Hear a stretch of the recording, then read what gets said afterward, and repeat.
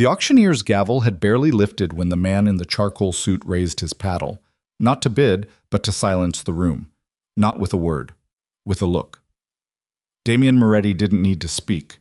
He simply turned his head toward the painting on the stage, and every person in that marble-floored hall felt it. The specific gravity of a man who had never once in his life been told no and survived the experience of hearing it. Celia Arden felt it too. She just didn't care. She stood at the side of the room with her loupe still warm in her palm, her catalog folded under one arm, and her mouth already open. Because she had seen something in that canvas that none of these people in their tailored jackets and borrowed pearls had bothered to look for. A lie. An expensive, beautifully executed, catastrophically obvious lie. And Celia Arden did not let lies stand quietly in rooms where she was breathing. What happened next cost her everything she thought she understood about danger.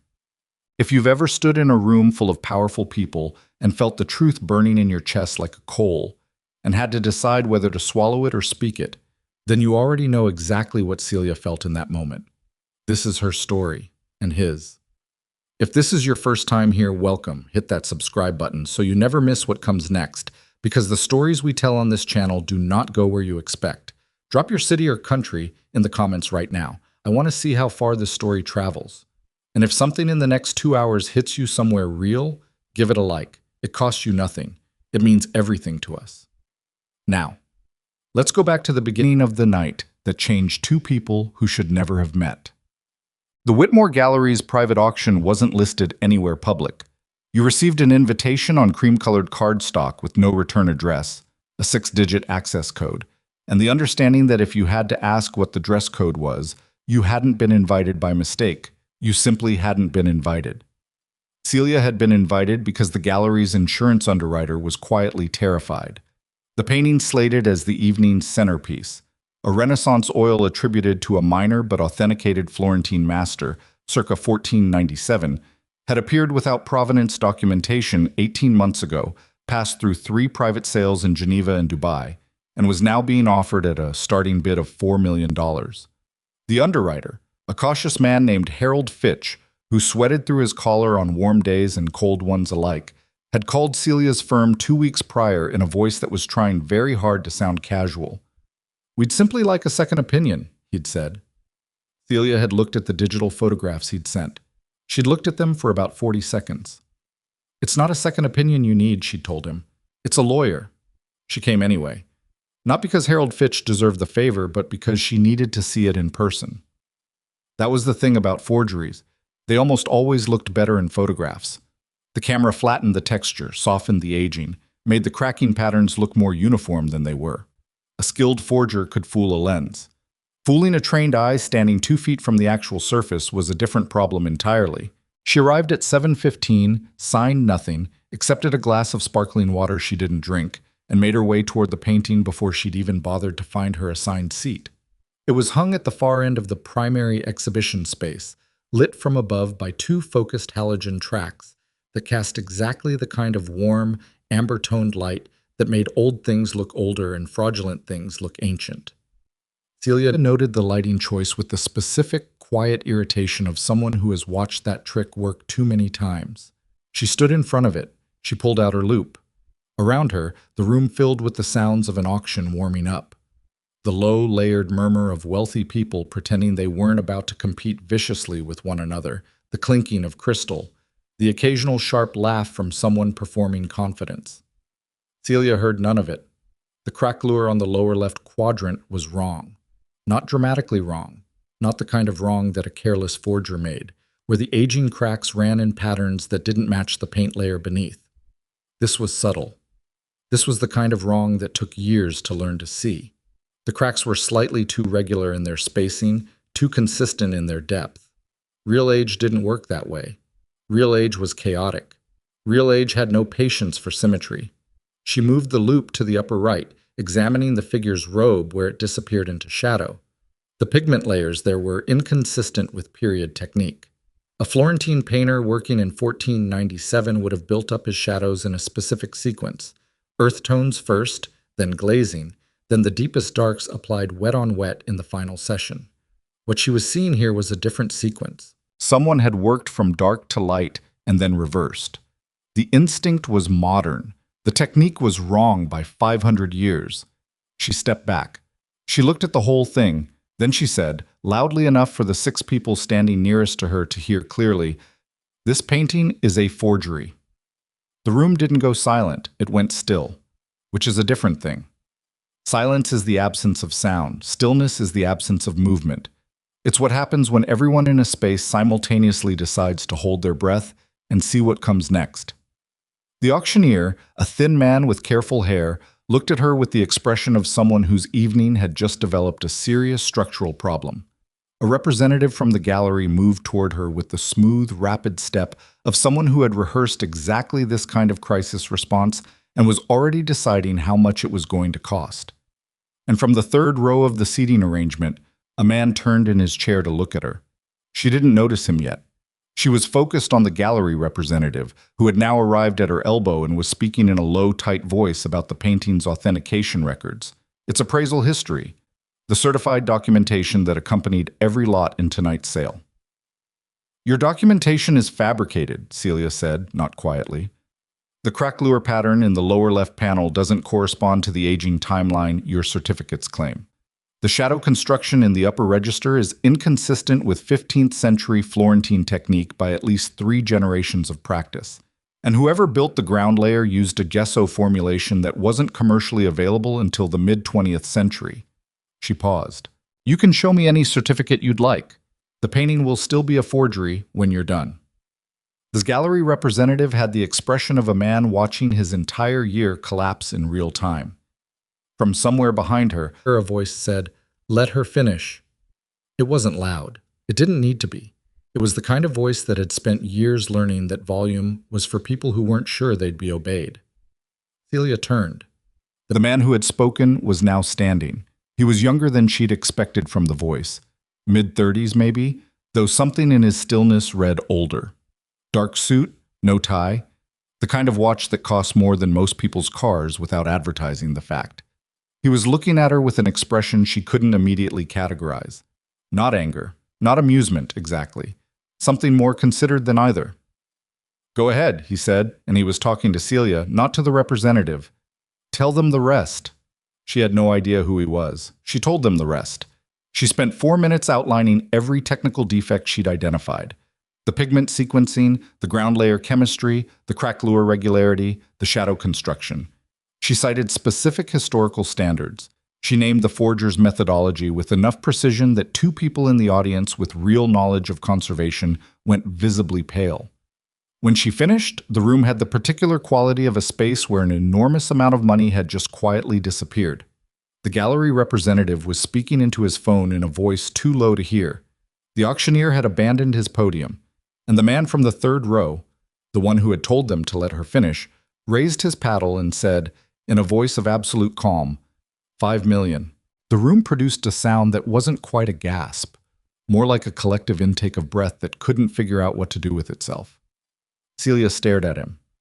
"I'm sorry," the auctioneer said, reappearing behind his podium with the desperate energy of someone trying to salvage professional dignity from a burning building. The item has just been—" "I heard her," the man said. 5 million. For the forgery." He said it the way someone might say, "I'll take the blue one," in a shop that was closing. Decisive. Final. Entirely untroubled by the fact that he was purchasing something everyone in the room now understood was worthless. Celia watched him hand a card to the attendant, who rushed over, watched him straighten his jacket, watched him turn to speak briefly to a large, quiet man who had apparently been standing behind him this entire time without her noticing. She couldn't hear what was said. She turned back to the painting. The whole thing made no sense. She ran through the possibilities with the rapid, unsentimental logic she'd developed over 6 years of catching fakes. A collector who didn't believe her, but she'd been thorough enough that only genuine ignorance would explain that, and this man did not look ignorant. A collector who was buying the controversy.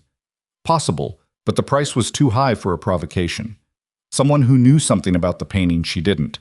The most interesting possibility, and the one she couldn't evaluate without more information. She was still working through it when she made the mistake. She was gathering her things, loop into her bag, catalog folded, coat retrieved from the chair she'd draped it over, And she was thinking about the painting's ground layer and who would have had both the skill and the access to source pre-war gesso materials. And her thoughts had briefly circled back to a name she associated with that specific technical signature, a name she hadn't let herself think about in 3 years. And the irritation that came with it was still fresh and sharp enough to make her careless. She said it in Italian, quietly, to no one. A single compound insult that her Sicilian grandmother had reserved for men who wasted everyone's time with their posturing. She was already turning toward the exit when she realized the room had gone still again. Different this time. She turned back. The man was 3 feet away from her. He had moved with the kind of economy that didn't announce itself. No footsteps she'd caught, no displaced air, simply the sudden presence of someone who had decided to close a distance without broadcasting the decision. He was looking at her with that same unclassifiable expression. Something had shifted in it, though. A specific quality had appeared at the edges of it that she couldn't name but felt clearly, the way you feel a change in barometric pressure before you can see the clouds. "Repeat that," he said. His voice was exactly what it had been before, level, unhurried, no performance in it. He wasn't threatening her. He wasn't performing threat. Which was, she understood with a cold clarity that moved through her chest like ice water, substantially worse. She'd been afraid of loud men before. Loud men were something she knew how to respond to. Volume for volume, certainty for certainty. This man's quiet was different. This man's quiet was the kind that came from never once having needed to raise his voice to get what he wanted. "I didn't say anything," she said. It was reflex. Stupid. And she knew it was stupid even as the words came out. One corner of his mouth moved. Not a smile. The suggestion of one, if a smile had had its warmth surgically removed. "You said it in Italian," he said. "My mother's family is from Palermo." He let that sit for exactly 1 beat. "Repeat it. This time, look at me." The large, quiet man who had been standing behind him was now standing 4 feet to Celia's left. She hadn't seen him move either. The gallery had emptied around them with a speed that suggested everyone in it had developed a sudden, urgent need to be elsewhere. Celia Arden had 2 graduate degrees, a list of recovered forgeries that had made her genuinely useful to museums on 3 continents, and a temper that had cost her 2 jobs and 1 engagement. She had never, in 28 years, been a person who backed down from a factual position. She had also, until approximately 45 seconds ago, had no idea who Damien Moretti was. She looked it up later, much later, when later was a thing she was permitted to have, and understood retrospectively what it should have meant to her in the moment. The name, the family, the specific and well-documented history of what happened to people who thought his quiet was an invitation to push back. But in the moment, standing in an emptied auction gallery with the smell of champagne going flat around her and a forgery hanging on the wall behind her, she looked at the man who was waiting for her answer. She looked at him directly. And she repeated it. He didn't move. His expression didn't change. He simply looked at her for a long moment with something that might have been recalibration, the particular internal adjustment of a person who has encountered something they didn't quite predict. Then he said, "Come with me." "No," she said. "That wasn't a question," he said. The quiet man to her left placed one hand very gently on her elbow, not gripping, just indicating, the way a guide rope indicates the edge of a path. And Celia Arden, who had correctly identified 47 forgeries in her professional career and had been wrong about precisely nothing technical in the last 6 years, realized with the particular specific clarity of someone who has just made a serious miscalculation that she had spent the last 8 minutes being right about the painting and catastrophically wrong about everything else. The Rolls-Royce was waiting at the curb. She got in. Not because she wanted to, because the alternative had not been offered. The door closed. The city moved past the tinted windows in blurred amber and white. The man beside her said nothing for 4 full minutes, looking straight ahead, and the silence was so complete and so deliberate that Celia found herself filling it in her own head with every worst-case scenario she had any capacity to imagine. When he finally spoke, he didn't look at her. "The painting," he said. "You were right about everything except why it matters." She said nothing. "The forgery isn't the fraud," he said. "It's a container." He turned then and looked at her with an expression that had lost whatever was ambiguous about it. What remained was entirely direct, entirely serious, and entirely without patience for anything other than the truth. "Someone I trusted hid something inside it. $6 million. in the form of coordinates to accounts I intend to recover. And you are the only person in this city with the specific technical knowledge to find them without destroying them." Celia stared at him. "I'm not a criminal," she said. "No," he agreed. "You're a forensic authenticator who just publicly humiliated a room full of my rivals and then insulted me in my grandmother's dialect." He looked back out the window. "You are also, as of tonight, employed." "I didn't agree to—" "You got in the car," he said. The city slid past. The silence returned, and Celia Arden, who had spent her entire adult life finding the truth hidden beneath beautiful surfaces, understood that she had just become part of a story whose ending she could not yet see. The painting was a container. Her former fiancé's name was the thing Damien Moretti said next, and that was when the real fear started. Julian Mercer. The name landed in the back seat of that car, the way names do when they carry years of wreckage behind them. Not loudly, but with weight, the kind that settles into your sternum and stays. Celia didn't react. She made herself not react, which took everything she had, because her body had already decided to react before her mind caught up. Her breath went shallow, her jaw tightened, and her hands, folded in her lap with what she hoped looked like composure, pressed against each other hard enough that she felt her own pulse in her palms. Damien wasn't looking at her.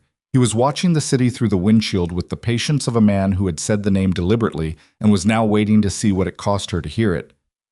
"You know Julian Mercer," he said. It wasn't a question. "I knew him," she said, past tense, precise. "For how long?" 3 years. We were engaged." She kept her voice level, matter of fact. The tone she used in courtrooms and boardrooms when she was delivering findings that would end careers. "He disappeared 18 months ago. I assumed he was dead." "He's not dead." "I can see that." Damien turned then.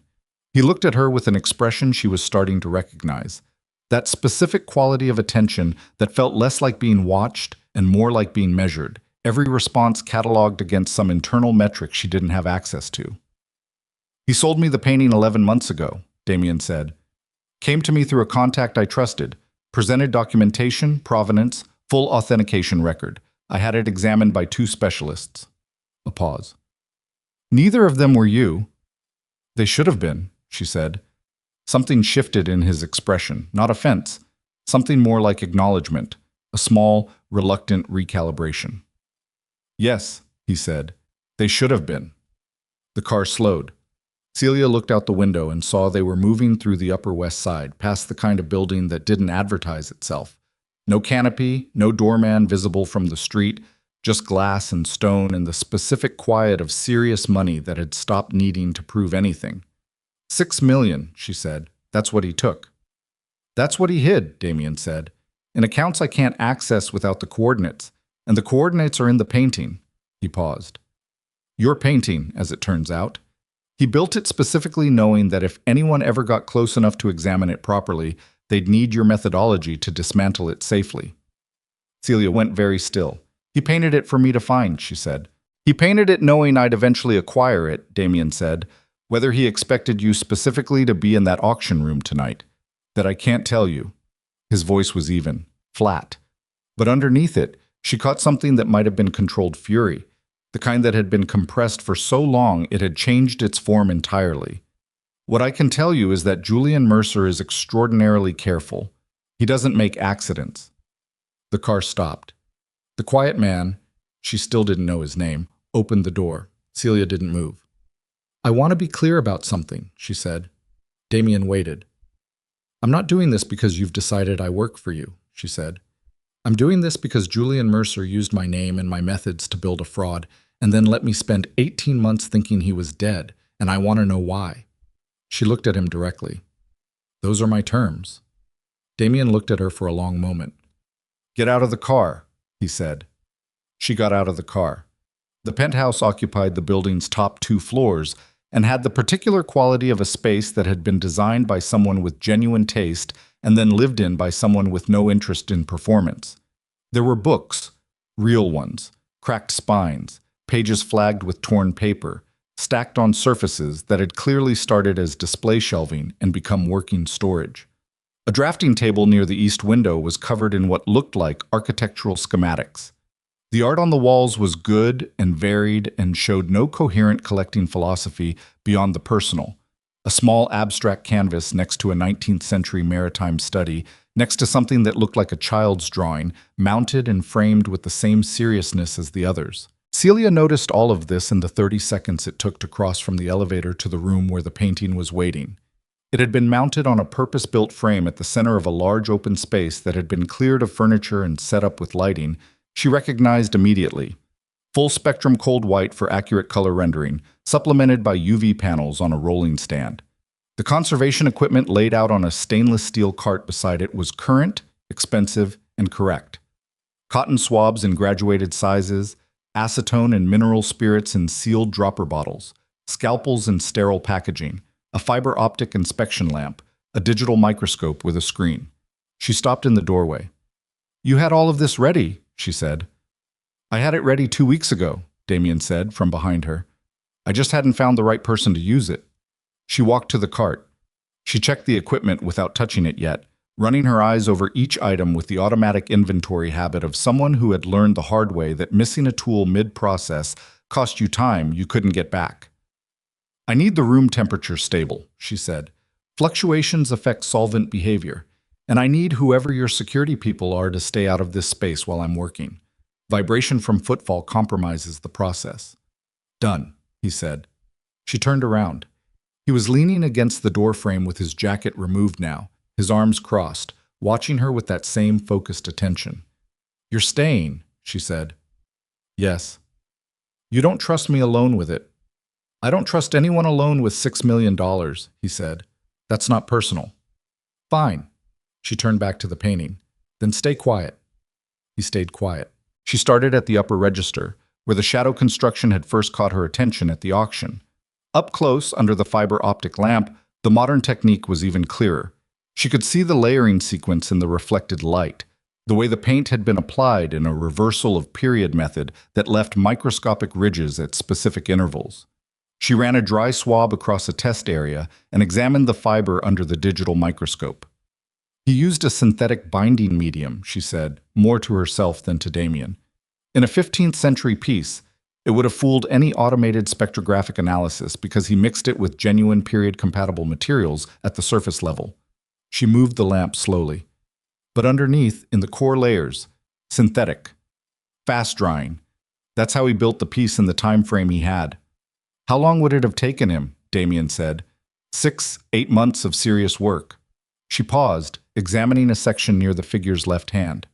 "He was good at this. He always had an eye for aging simulation. He used to talk about it like it was a puzzle. How do you make something that had no past look like it had 500 years of one?" She heard something in her own voice that she didn't want there and adjusted. "He was a good art historian. The forgery work came later." "How much later?" She didn't answer immediately. She was looking at a section near the lower left, the area where the crack lure had first told her the truth at the auction.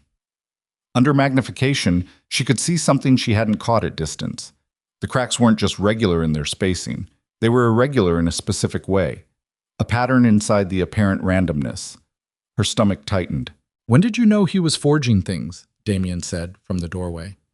"When he disappeared," she said. And then, because she was tired and the question was direct and she was 3 feet from a painting that her ex-fiancé had apparently built as a message to the world. "And before that, I didn't let myself know, which is different." Silence. "You suspected," Damien said. "I noticed things," she said. "I made choices about what to do with what I noticed." She set down the lamp and looked at him. "Is that what you want to hear? That I'm not as clean as I presented myself at the auction? Fine. I noticed things. I was in love with him, and I noticed things, and I made the choice that people make when they're in love with someone and don't want to see what they're looking at." She held his gaze. "Now you know. Does that change what you need from me?" Damien looked at her for a long moment. "No," he said. She picked up the lamp again. She worked for 4 hours without stopping. Damien left once, for approximately 20 minutes, and returned with coffee that he set on a surface well away from the painting without comment. She drank it cold an hour later without thanking him. He didn't appear to expect thanks. Around 2 in the morning, his phone produced a sound that was not a ring, more of a single low tone, and he stepped out of the room. She heard him speaking in the corridor in a low, rapid voice she couldn't make out clearly. When he came back, something had changed in the quality of his stillness. It was tighter, more controlled. "Problem," she said without looking up. "Managed," he said. "That's not what I asked." A pause. "Someone reported the painting's sale tonight. Word is moving faster than expected." Celia set down the swab she was holding and turned. "Word to who?" "To whoever Julian has watching my acquisitions." His voice was even, but she could hear the compression in it now. The contained version of something that was not patience. "He'll know I have the painting. He'll know it's being examined." "Then we have less time than you thought." "Yes." She turned back to the painting. "Then stop standing in the doorway and bring me the UV lamp. The rolling stand. I need to run a full panel scan before I go further with the chemical work." He didn't respond immediately. She turned again. He was looking at her with an expression she hadn't seen yet. Not the measurement, not the controlled anger. Something more direct than either. Something that was trying to decide something about her. "You're not afraid," he said. "I'm terrified," she said. "Bring me the lamp." He brought her the lamp. Under ultraviolet, the painting became something else entirely. The ordinary visible surface, the aged glazes, the craquelure, the figure and background in their conventional Renaissance arrangement, fell away in the UV light, and what replaced it made Celia's breath go out of her body and stay gone for a full 3 seconds. Beneath the surface image, painted in UV-reactive pigments with a precision that would have taken extraordinary skill and patience, was a second image. Not a painting. A grid. Numbers, letters, characters, and sequences. She recognized immediately as account designations, routing identifiers, access strings, the specific formatting of Swiss private banking coordinates. Not hidden inside the paint layers. Hidden as the paint layers. Julian had used the forgery itself as the document. Every brushstroke in the underlying image was a character. The entire painting was the cipher. "There," she said. Damien was beside her in less than 2 seconds. He looked at the screen of her digital microscope, where she'd captured the UV image in high resolution. He said nothing for a long moment. "Can you read it?" he said. "I need time. The characters are distributed across the full canvas. It's not linear. He scrambled the sequence spatially. I need to map the grid before I can extract the order." She looked at the image. He would have had a key, a pattern for reading the spatial sequence, something he could carry in his memory.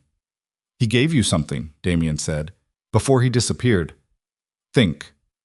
The word landed with a specific weight, not a request, an instruction. Celia's jaw tightened. "He gave me a lot of things. We were engaged for 2 years. Something you would have kept. Something small, specific, that wouldn't have seemed important until now."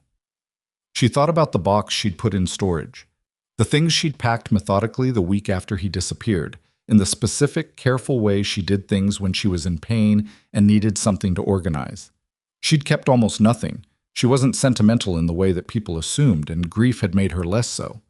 But there had been a card, a birthday card, the last one he'd given her, 9 months before he vanished. He'd written something inside it in Italian, a quote she'd recognized as Dante, which had seemed like a romantic gesture at the time and now felt like something else entirely. She'd kept it because she'd kept very little, and the handwriting had been careful, in a way his handwriting wasn't usually careful, and she'd noticed the care and filed it away in the back of her mind as something she'd never needed to examine further. Dante, she thought. And then, a grid. A spatial reading pattern derived from a text they'd argued about on their second date, in a restaurant in the West Village, over whether Dante's organizational structure was theological architecture or obsessive anxiety with a good publicist. "He gave me a reading pattern," she said slowly. "I didn't know that's what it was." Damien looked at her.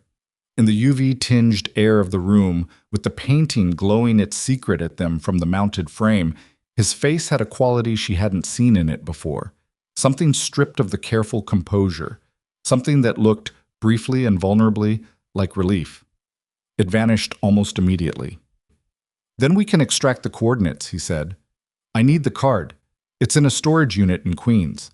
She looked at him. "I need to go get it. Tell me the unit number and I'll have someone retrieve it." "No," she said. "I packed that box myself. I know what's in it and what isn't. If your people go through it, they'll miss it or destroy it, and then we have nothing." She held his gaze. "I go with an escort, or I go alone. Choose." Something moved across his face.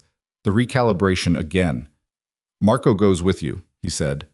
The quiet man, Marco, apparently, drove her to Queens at 3:40 in the morning without a word spoken in either direction. The storage facility was climate-controlled, which she had insisted on when she rented it, because some of what she'd stored there was work-related and required stable humidity. The box she needed was in the back, under two others, and she found it without difficulty because she had labeled everything. She opened it. The smell hit her first, the specific smell of a life she'd closed and sealed, dust and the faint residue of his cologne still clinging to the scarf she'd wrapped around the framed photographs before packing them face down. She hadn't thought about how it would feel to open the box. She'd been thinking about the card, the grid, the sequence. She found the card in the fourth layer. Small envelope, cream-colored, her name in his particular left-leaning handwriting. She opened it. The Dante passage. The handwriting that was careful in a way his handwriting wasn't usually careful. She looked at it for a long moment. Then she closed the box, tucked the card into her coat pocket, and told Marco she was ready. Back in the penthouse, she spread the high-resolution UV capture of the painting's surface on the digital display table and began working the grid against the Dante passage. It took 40 minutes. The sequence, once she had the reading pattern, resolved cleanly. Julian had been obsessive about his own method, everything precise, everything deliberate, everything built to be found by exactly one person using exactly the right key. The coordinates resolved into 11 strings, Swiss banking format, 4 accounts. Damien stood at her shoulder and photographed each one with a device she didn't recognize. He didn't ask for her phone. He didn't offer to show her what he was doing with the images. He simply documented what she'd extracted and stepped away from the display. "That's everything?" he said. "That's everything the grid contains," she said. 4 accounts. 11 access strings total. She looked at him. "Is that consistent with what he took?" "It's consistent with where he would have moved it," Damien said. "I was already on a call." She could tell by the way his posture changed, the shift into a focused, rapid mode that was different from the watchfulness he'd directed at her all night. He spoke in a low voice, in a mix of English and something else she caught fragments of. Codes, she thought, or names that sounded like codes. She sat down on the floor. She hadn't planned to. Her legs simply decided that standing was no longer a priority and made the decision without consulting her. She put her back against the wall below the UV display and looked at the ceiling and breathed. Julian had built the painting for her to find, not necessarily in an auction room, not necessarily on that specific night, but the methodology, the specific technical fingerprint he'd used, the synthetic binding medium detectable only with her examination approach, the UV reactive secondary image readable only with the sequence from the card. She was apparently the only person who'd kept. All of it had been constructed with her specific skill set in mind. He'd used her. Past tense and present tense simultaneously. He had loved her, or performed something that functioned like love convincingly enough that she hadn't been able to tell the difference until it was too late. And then he had taken that knowledge of her and built it into a $6 million security system. She pressed the heels of her hands against her eyes. From across the room, Damien said, "Get some sleep. There's a room at the end of the hall." "I'm fine," she said. "You've been awake for 22 hours and you're sitting on the floor," he said. Not unkindly, just accurately. "Sleep 4 hours. I need you functional when the account transfers go through, because I may need you to verify the authenticity of any documentation Julian left in the accounts." She lowered her hands. She looked at him. He was watching her with that expression again, the one she still couldn't fully classify, the one that was something other than calculation but wasn't quite anything she had a name for yet. "You're going to tell me when you find him," she said. "I'm going to deal with Julian Mercer," Damien said. "That's all I'll promise you." "That's not what I asked." He held her gaze. "Sleep," he said. She slept. 4 hours, give or take. A room with a bed she didn't look at closely enough to assess before collapsing onto it, her coat still on, the card still in her pocket. The smell of Julian's handwriting so faint she might have imagined it. She dreamed nothing she could remember. She woke to an alarm she hadn't set. Marco knocked twice at the door at precisely 7:15 and said, "Mr. Moretti," in a tone that communicated urgency without explaining it, and she was up and in the corridor before she'd fully understood what was happening. The light in the main room was wrong. Not the careful artificial full spectrum she'd been working in. This was gray, exterior gray, coming through windows that looked out over the Hudson in early morning. Damien was at the window. His phone was in his hand. His back was to her, and she could read from the line of his shoulders alone that something had broken in the night that was not supposed to break. "What happened?" she said. He turned. She had not seen this expression on him before. What she'd seen before, the composure, the compression, the controlled calculation, that was all still there, but underneath it, visible at the edges the way seabed is visible through moving water, was something colder and more absolute. "The transfers went through," he said. "The accounts have been confirmed. The money is recoverable." He paused. "And Julian knows we have the coordinates." Celia felt the cold move through her chest again. "How?" she said. "One of the accounts had a notification trigger, a flag built into the access string. The moment anyone attempted to verify the account format, it sent an alert to a secondary contact." He looked at her steadily. "He built a tripwire into the grid, into the card he gave you. The moment you used the reading pattern, he knew." She heard the words. She processed them. And then, beneath the processing, beneath the professional understanding of what Julian had done and how and why, she felt something she hadn't let herself feel in 18 months. Not grief. Not love. Something older and simpler and more specific than either. He had used her again. He had known she would keep the card. He had known if anyone ever got close enough to find the UV grid, she would be the one brought in to read it. He had built the tripwire into a birthday card addressed to her name and then waited. "He knew I'd be here," she said. "Yes," Damien said. "And now he knows I'm here with you." "Yes." The silence that followed was a different kind of silence than all the previous ones. This one had a shape. Damien's phone produced that single low tone again. He looked at it. The expression on his face told her everything before he spoke. "My security chief has just reported unauthorized biometric access was attempted at the building's server level," he said. His voice had gone very flat. The kind of flat that wasn't calm. That was what calm gets replaced by when something has crossed a line calm can't hold. "Not a probe. An attempt to map the building's internal access system." He looked up at her. "Julian isn't coming to negotiate. He isn't sending lawyers. He's sending people." Celia didn't move. "The painting," Damien said. And she understood immediately, because Julian had built the grid to be verified, which meant Julian knew the grid had been extracted, which meant the painting was no longer useful to Julian as leverage and was now only useful as evidence, and Julian had never in his life left evidence standing when he had the operational capacity to remove it. The painting wasn't the only thing he intended to remove. "How long?" she said. "Unknown," Damien said, "but the biometric probe ran 17 minutes ago." He put the phone in his pocket. He looked at her with the full weight of what was happening, no compression now, no careful management of what he let her see. "So I need you to understand something clearly." She waited. "You cannot leave this building," he said. "Not because I won't let you, because the moment you step outside, you become the most accessible person connected to what Julian has lost. And Julian Mercer, as you apparently know better than I do, does not leave accessible things unaddressed." The truth of it was simple and absolute and sitting in the room with them like a third person. She had opened the box in Queens. She had used the card.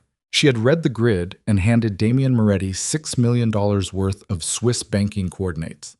And in doing so, she had crossed a line she could not uncross, into a situation she could not exit, with a man she did not trust, against a person she had once planned to spend her life with. There was no version of this morning in which she was simply a forensic authenticator who had identified a forgery at an auction and gone home. That woman had gotten into a car. This woman was standing in a penthouse with a mafia boss while her former fiancé mapped the building's security from wherever he was hiding, and the only door out was the one Julian was already mapping.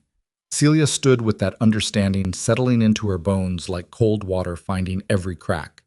And she made a decision that wasn't so much a choice as it was the absence of any other option. She stopped trying to find the exit and started paying attention to the room she was in. "Show me the building's security layout," she said. Damien looked at her. "If I'm staying," she said, "I'm not staying blind.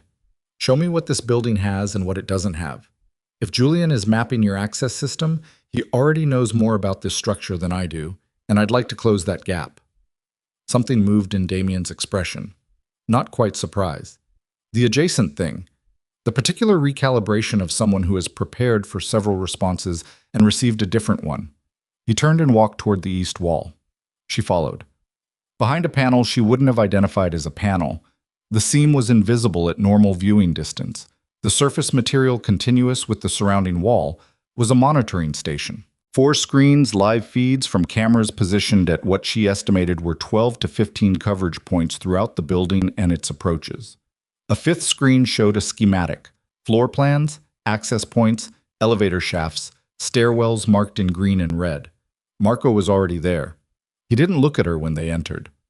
The biometric probe hit the secondary server at 6:58, Marco said to Damien.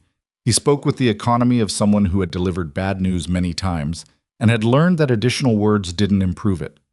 It was clean. No signature, no origin trace. Whoever ran it knows our system architecture well enough to probe without flagging the primary monitoring. That's not a mercenary skill set, Damien said. No, Marco said. Celia looked at the schematic. What's the building's biometric system keyed to? Fingerprint? Retinal? What? Fingerprint and palm geometry, Marco said.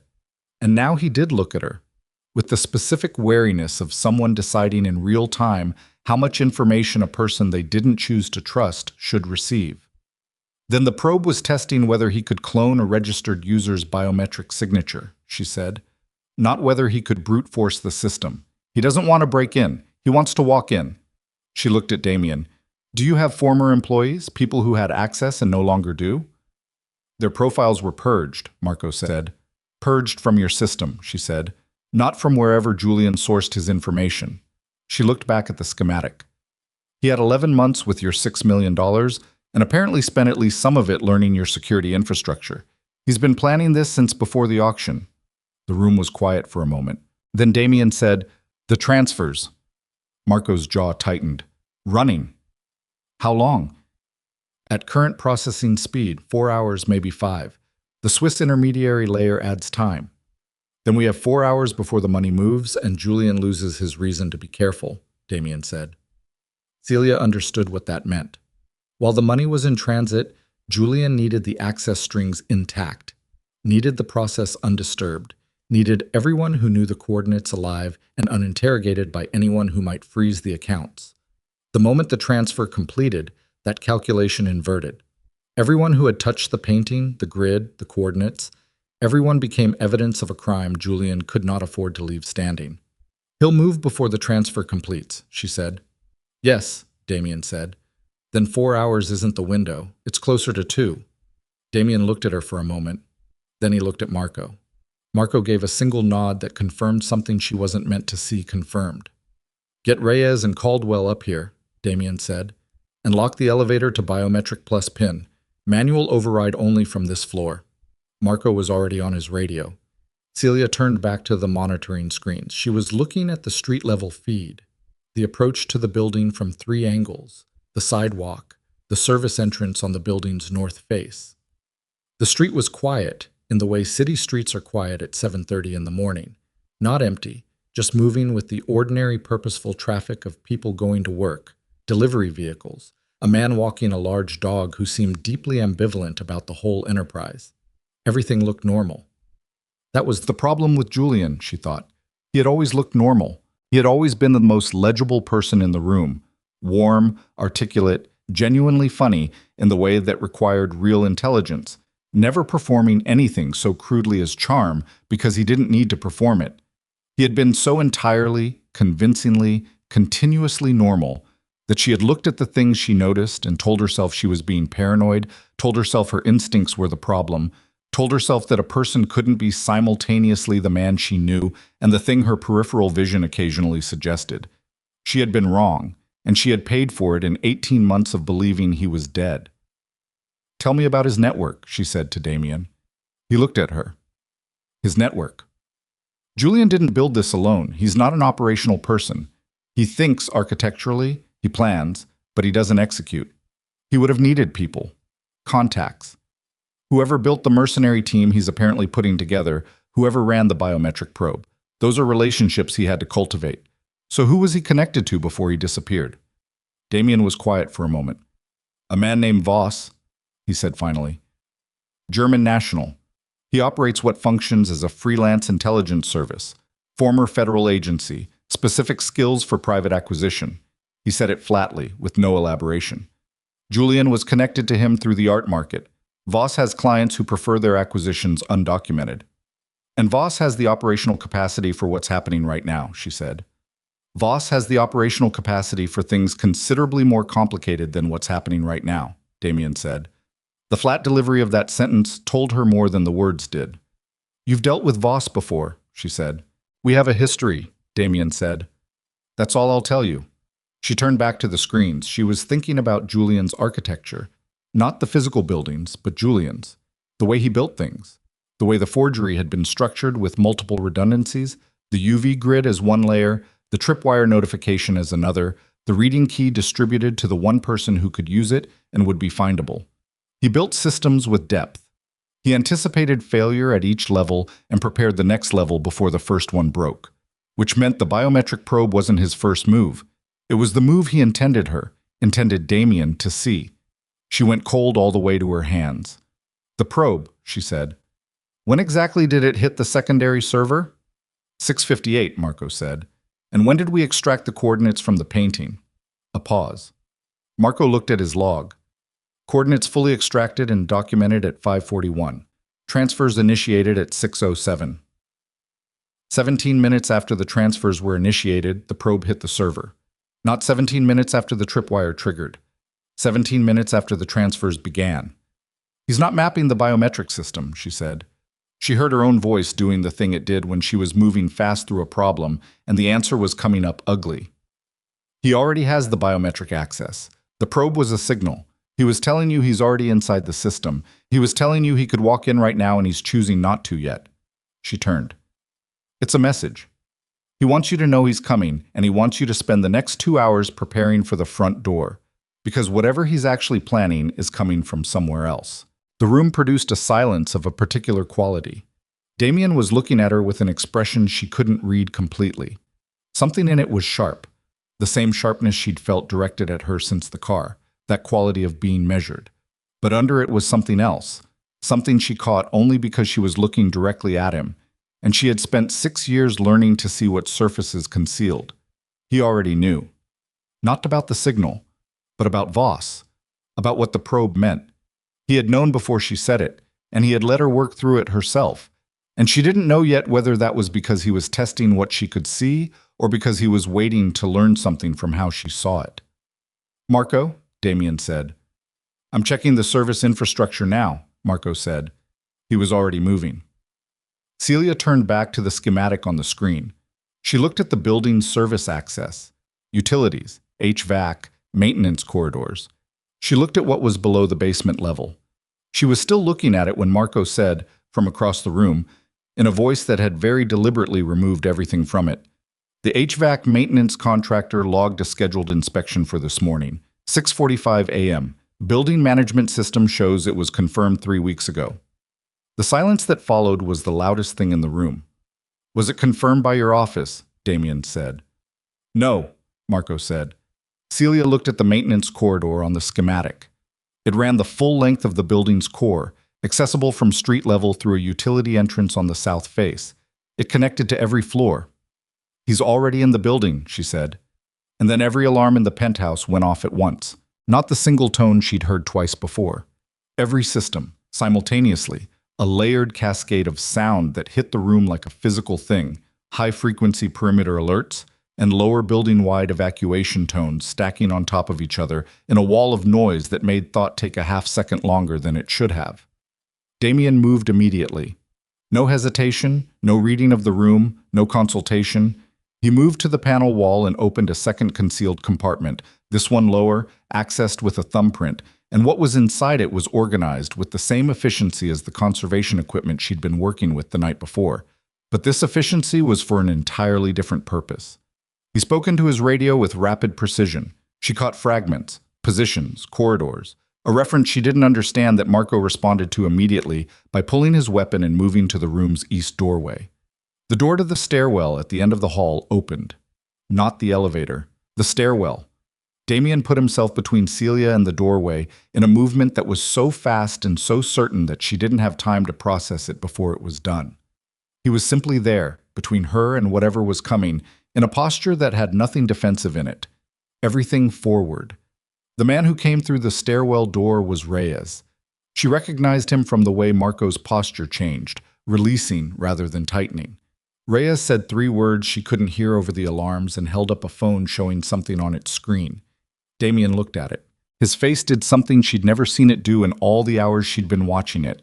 Something broke in the surface of it, briefly and completely, a fracture in the composure that was there and gone so fast she would have missed it if she'd blinked. "Show her," he said. Reyes crossed the room and held the phone out to Celia. It was a video feed. Timestamp current. Live. The camera appeared to be positioned in a corridor she didn't recognize, looking at a door she'd never seen. Standing in front of that door, with his jacket open and his hands visible at his sides, and the specific careful stillness of someone who had practiced looking non-threatening enough to be very dangerous, was Julian Mercer. He was alive. He was here. Not in the building, she thought, but close, very close. The corridor looked like it could be the building directly adjacent. And he was looking at the camera with the expression she had loved once, and was now looking at with the absolute clarity of someone who has finally burned through every last layer of ambiguity. He knew the camera was there. He was looking at it directly. He raised one hand and pointed at it. At her, she understood. He was pointing at her. Then he smiled. The alarms cut off.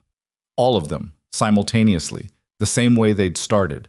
Not sequentially, not one by one, all of them together, so that the silence that replaced them was as sudden and total as the noise had been.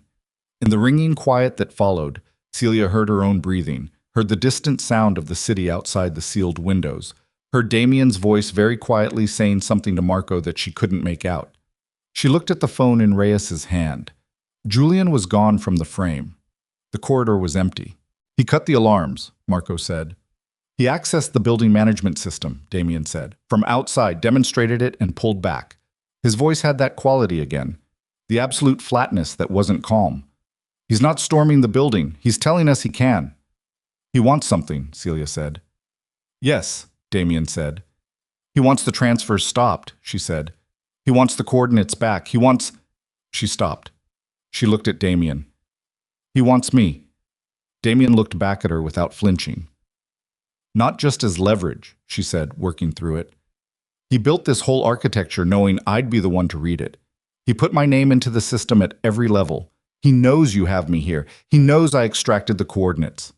She felt the full shape of it assembling itself in her mind with the same cold precision she applied to reading paint layers. "He needs me to stop the transfers. He needs me because I'm the only one who understands the full access string sequence. And if I tell the Swiss intermediary that the strings were extracted under duress, it triggers a fraud protocol and freezes the accounts. He can't get the money without my cooperation, and he can't guarantee my cooperation without getting to me." She looked at the empty phone screen. "He's been planning this from the beginning. Not just the painting. This, tonight. He knew that if Damien Moretti ever found the forgery, he'd acquire it. He knew if you acquired it, you'd find someone to examine it. He made sure the examination path led specifically to me. And he made sure I'd be here, in this building, close enough for him to access at exactly the moment he needed a bargaining chip." The room was very quiet. "I was the tripwire," she said. "Not the card. Me." She heard her own voice saying it, and it was steady, which surprised her because what she felt underneath it was not steady at all. It was the specific nauseating sensation of understanding that you have been treated as an instrument by someone you gave yourself to completely, that your love and your grief and your 18 months of quiet survival had all been variables in someone else's equation, accounted for, calculated, factored in. Damien was watching her. "Say it," she said. "Whatever you're deciding whether to say." "There's information about Julian I haven't told you," he said. She waited. "The contact who brought Julian to me 11 months ago," he said. "The introduction that led to the painting's sale." He paused. The pause was short, but she felt it. "The contact was a woman named Elena Foss. She's been in my organization for 4 years. She handles acquisitions and private transactions." Another pause. "She logged out of the building system at 6:40 this morning. She hasn't answered her radio since." Celia looked at him. Your contact is Julian's contact, she said. Elena is compromised, he said. Yes. He said it without effect, but she saw what it cost. The very slight tightening at the jaw, the way his eyes didn't move from hers, the controlled steadiness of someone holding something painful at arm's length through sheer discipline. She's been feeding him information about my organization for an unknown period. The biometric access he probed, she was registered in that system. Her profile was active until 6:40. He used her profile for the probe, Celia said. Yes. Which means the probe wasn't a demonstration of capability, she said. It was the actual access. I used her credentials to map the entry point he's planning to use. She worked through it. He has physical access to her biometric profile. Either she gave it to him or he took it. Either way, he can use it to enter the building. We've purged her profile from the system, Marco said, as of 8 minutes ago. That closes one door, Celia said. How many doors does this building have? Marco looked at Damien. 17 access points, Damien said. Service, maintenance, emergency. We can't cover all of them at full capacity. How many people do you have in this building right now? Enough, Damien said. That's not an answer. It's the only one you're getting, he said, and there was an edge in it that hadn't been there before, but not anger at her, but the first break in the careful management of everything he'd been containing since the alarms. The tight, controlled frustration of a man who has been outmaneuvered and is holding himself responsible for it. She understood the edge. She felt something like it herself. She walked to the window. She stood at the glass and looked out at the city in the gray morning light and thought about Julian the way she thought about forgeries. Not emotionally, not personally, but as a problem with a structure. He had built this in layers. He had anticipated every move. He had used her, used Elena, used the painting, used the card, used Damien's own acquisition habit against him. Every layer she'd peeled back had revealed another layer beneath, which meant there was a layer beneath this one. She thought about the conversation in the car. The forgery isn't the fraud. It's a container. She turned from the window. The 4 accounts, she said. The 11 access strings. Damien looked at her. I extracted them from the UV grid, she said, and I documented them. And you photographed the documentation. She felt it coming up through the logic like something surfacing from cold water. But Julian built the grid. Julian chose what to put in it. Julian controlled what I would find. The room had gone very still. What if the coordinates I extracted aren't the real ones, she said. What if they're a second layer? Another forgery inside the first one. Real account numbers, legitimate Swiss format, but leading to empty accounts or accounts Julian controls and has already drained. You initiate the transfer. The transfer completes. You think you've recovered $6 million. But what you've actually done is confirm to the Swiss intermediary that the access strings are valid, which triggers the release of the actual funds from the actual accounts that Julian set up in parallel, using the legitimate transfer as the authentication event. Nobody spoke. He doesn't need the transfers stopped, she said. He never needed them stopped. He needs them to complete. The transfer is the trigger.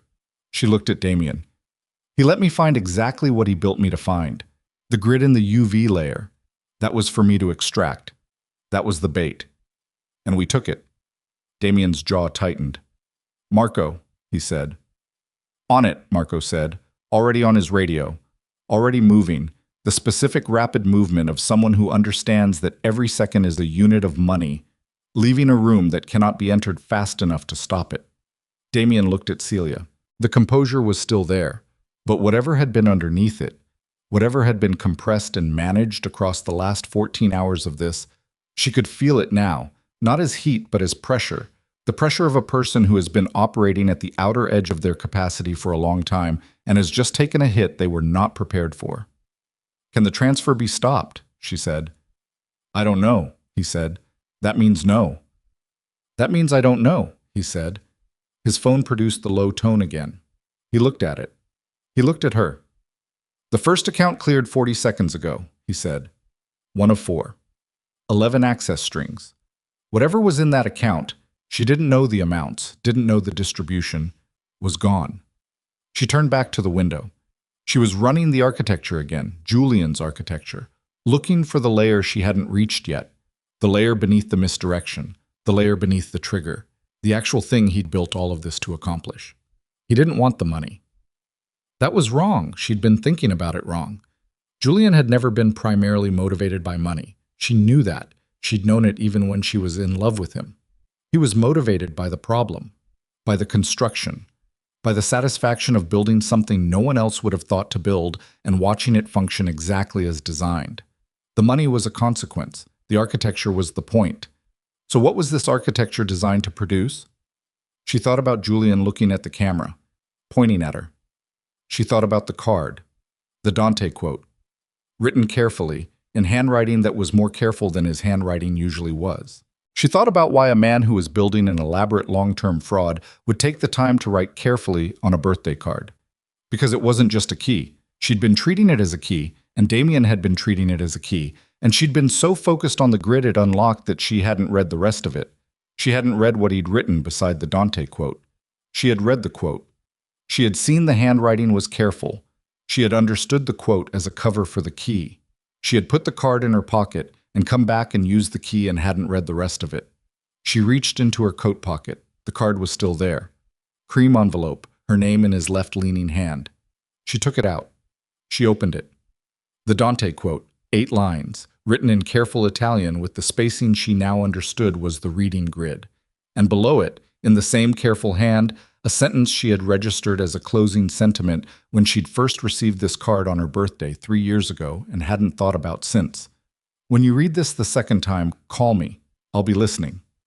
A phone number she didn't recognize. 7 digits, not a standard format, something she couldn't immediately identify as a U.S. area code. Damien was beside her before she'd finished reading. She showed him the card. He took it. He read it. His face did the fracture thing again. That brief total break in the surface, and this time it lasted a second longer before he controlled it. He's been waiting for you to find this, Damien said. Since before the auction, she said. Since before he disappeared. He put this in the card 3 years ago. He's been waiting 3 years for me to read the second line. Damien looked at the number. That's a satellite relay format, he said. It can't be traced to a physical location. He looked up at her. He's giving you the option to call him, directly, without me. Or he's giving you the option to trace the relay and find him, she said. He'd know you'd try. He's accounting for it. She looked at the number. This isn't an escape route, it's an invitation. She felt the full cold weight of it. He wants to talk. He's been waiting 3 years to talk. And the only way this conversation happens is if I make the call. Damien was looking at her with the full force of that attention. Not measuring now, not calculating, something more direct and more vulnerable than either. If you call him, Damien said, you're negotiating on his terms, in his architecture. He controls the conversation. I know, she said. He will tell you something that will make you question everything you've decided in the last 14 hours, Damien said. That's what this is for. That's why it's you, not a lawyer, not a negotiator. He knows what will land with you. He built it. I know, she said again. And you're going to call him anyway, Damien said. It wasn't a question. She'd looked at the number. She thought about the painting, about the card, about the 18 months she'd spent with the specific grief of losing someone who was apparently alive and had chosen to be lost. She thought about Julian pointing at her on the camera feed, that particular smile she had once found devastating and now recognized as something else entirely. The smile of a person who has been very patient for a very long time and is finally seeing the moment they planned for arrive on schedule. She thought about what Damien had said in the car. He didn't make accidents, and she thought, neither do I. She looked at Damien. Get me a secure line, she said, one that works on his format, and then get out of the room.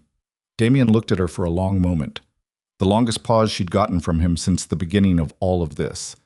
I'll get you the line, he said. I won't leave the room. She held his gaze. She understood, looking at him in that gray morning light with the city quiet beyond the sealed glass, and one of Julian's accounts already cleared and 3 more running toward completion, that she had reached the place in this story where the person she'd been when she walked into that auction room no longer existed. That woman had a professional reputation and a clear ethical framework and a coherent set of rules about what she would and wouldn't do.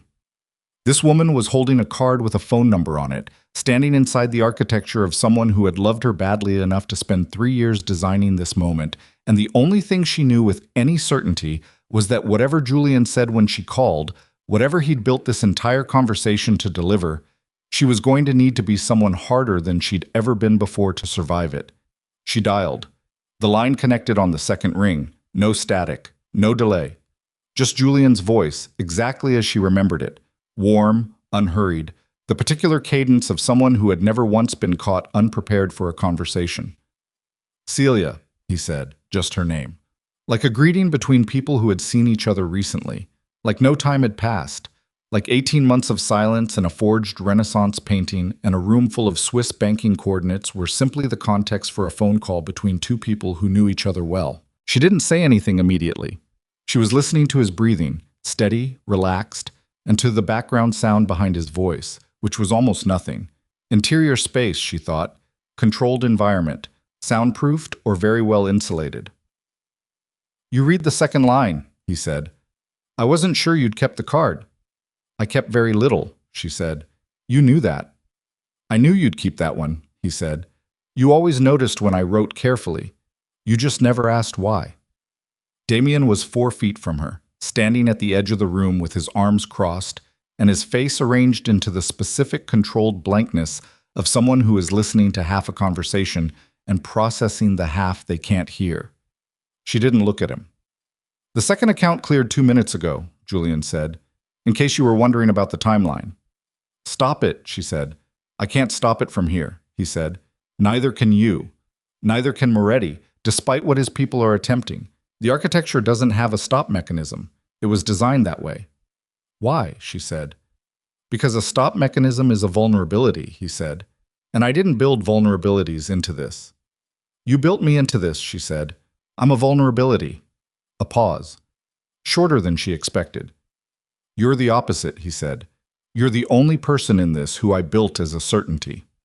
His voice had shifted, something in it that she recognized despite everything, despite the card and the painting and the 18 months and standing in a mafia boss's penthouse at 8 in the morning while his money drained into Julian's architecture. Something that was not performance. You were always going to find it. You were always going to read it correctly. You were always going to extract exactly what I put there. That's not a vulnerability. That's the only part of this I was completely sure of. She felt something move in her chest that she didn't want there. She pressed it flat. "What do you want?" she said. "To talk to you," he said. "I've wanted to talk to you for 18 months. "Then you should have called," she said. "Instead of building a $6 million con using my methodology and leaving me a birthday card with a secondary message." "If I'd called," he said, "you would have hung up and called the FBI. This way, you're already inside the situation. You've already made the choices. You can't unmake them." Another pause. "You called me, Celia. That matters." "The third account," Damien said from across the room. Flat. Not to her. Into his radio. She heard the response, too low to parse, and saw something cross Damien's face that was not quite what she'd seen before. It was anger finding its way through the controlled surface, brief and specific, and then gone. 3 of 4. "Julian," she said, "whatever you built in the fourth account, whatever the actual trigger is, tell me." Silence. "The fourth account isn't a trigger," he said. "The fourth account is yours." She went still. $2 million, he said. "In an account keyed to your name, your biometric signature, your professional credentials. It's been there for 8 months. I set it up when I understood how this was going to end." His voice was even. Not performing certainty, just stating facts.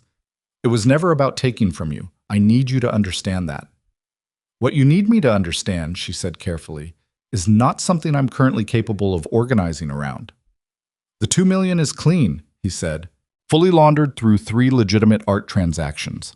There's no provenance issue, no legal exposure. It's yours. It's been yours. I just needed you to be in the position you're in right now to claim it. Because if I'd simply transferred it to you 18 months ago, you'd have reported it and spent the next 2 years in a federal investigation." He paused. "I was protecting you." "Stop," she said. "Celia, don't," she said. The word came out harder than she'd planned, with an edge that surprised her, which meant the pressure had been building longer than she'd been tracking it. Don't tell me you were protecting me. Don't structure this as something you did for me. You used my name, my methods, my grief, and my institutional trust to build a fraud that I authenticated in reverse by dismantling it. And now you're telling me there's $2 million in an account with my name on it, and I should understand that as protection. She breathed. Tell me where you are. Silence. I can't do that, he said. Then we're done, she said. Celia. His voice had changed. The warmth was still there, but the ease had gone out of it, and what replaced it was something more real and more complicated. Something she recognized from the version of him she'd known before she'd understood who he was. The version that had been genuinely frightened of ordinary things, of being known too well, of sitting still long enough to be seen clearly. I'm not asking you to forgive me. I'm asking you to take the money and walk away from Moretti and let me finish what I started. He's in the building, Damien said. She spun around. Damien was looking at his monitoring screen. His posture had changed completely. The controlled stillness was gone, replaced by a forward-leaning readiness that was entirely different in quality, the specific physical preparation of someone who has shifted from planning to response. Marco was already moving toward the stairwell door. He's in the building, Damien said again to her, and his voice was not the voice he'd been using in the conversation. It was stripped down, functional, every word load-bearing. Service corridor, floor 22. He has men with him. Julian, she said into the phone. Julian, you need to stop. I'm not in the building, Julian said. His voice was still calm. Whatever Moretti's security system is telling him, I'm not there. Celia, listen to me. Then who is? She said. A pause. The first real pause she'd gotten from him. Voss, he said. And something in that single word, the way he said it, the specific quality of the pause before it, told her that was not a name he'd wanted to say. Voss decided to accelerate the timeline. He's not operating on my instructions. Then whose instructions is he operating on? She said. Julian didn't answer. The stairwell door opened. Not Marco coming back. Not Reyes. Glass exploded from the window panel beside it as something came through from the corridor side with a sharp pneumatic crack, and Damien was moving before the glass finished falling. One hand on her arm, not gripping, redirecting, the specific efficient movement of someone who has practiced exactly this kind of rapid repositioning under pressure. She lost the phone. She didn't drop it. Her hand was empty, and she didn't know when it had happened. The transition between holding it and not holding it had been swallowed by the movement and the noise and the sudden violent reconfiguration of the room. Damien pulled her behind the monitoring station as the second panel went. Not glass this time, the wall itself, a section of it, and the sound it made was wrong, too flat and too large. A shape charge she understood from the specific sound and the way the debris moved outward in a controlled cone rather than randomly. Professional. Very professional. Stay down, Damien said directly into her ear, and his voice was completely level, which was the most frightening thing she'd heard since the alarms. He moved away from her in a low, rapid crouch, and she caught a glimpse of what he'd taken from the compartment under the panel. Compact, dark, held with the complete comfort of someone for whom this was not an emergency adaptation, but a practiced state. And then the first man came through the destroyed wall section, and everything happened at a speed that her brain recorded in fragments rather than sequence. Damien was fast. She'd known he would be. She'd seen it in the way he moved through ordinary spaces, the economy of it, the absence of wasted motion. But this was different from that.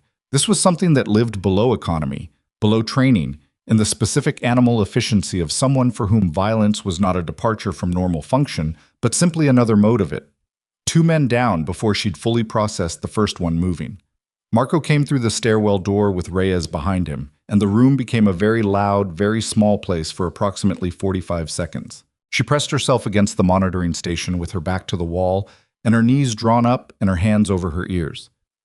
Not because the sound was unbearable, but because covering her ears gave her hands something to do that wasn't shaking openly. It ended. The specific quality of silence after gunfire in an enclosed space is different from other silences. It has a ringing edge, an afterimage of noise, and it takes longer than it should for your hearing to recalibrate to the ordinary world beneath it. Celia lowered her hands. 3 men down in the room, none of them anyone she recognized. Professional gear, no identifying marks, the specific deliberately anonymous equipment of people who are paid to not be identifiable. Damien was standing in the space where the wall had been. He was breathing harder than she'd seen him breathe before. His left arm was moving at a slightly different angle than his right, and she looked at it and saw, below his jacket sleeve, the dark spreading stain that meant the calculation of the last 45 seconds had not been entirely in his favor. "You're hit," she said. "It's not serious," he said. "You don't know that," she said. "I know what serious feels like," he said. Flat, certain, moving to the monitoring station to check the screens. She crossed the room and took his arm, not gently, and pushed his sleeve up without asking. Through, she saw immediately. Entry and exit, both visible, high on the outside of the upper arm. Muscle damage. She couldn't assess in this light, but the bleeding was controllable, and he was using the arm, so nothing structural had been interrupted. She found a first aid kit on the lower shelf of the monitoring station. Of course there was one. Of course it was current. Of course it was fully stocked. And wrapped the wound with the focused, rapid efficiency of someone who had no medical training and was compensating with the only thing she had, which was the ability to assess a technical problem without being compromised by the emotional context of it. He let her. He didn't speak while she worked. He kept his eyes on the monitoring screens.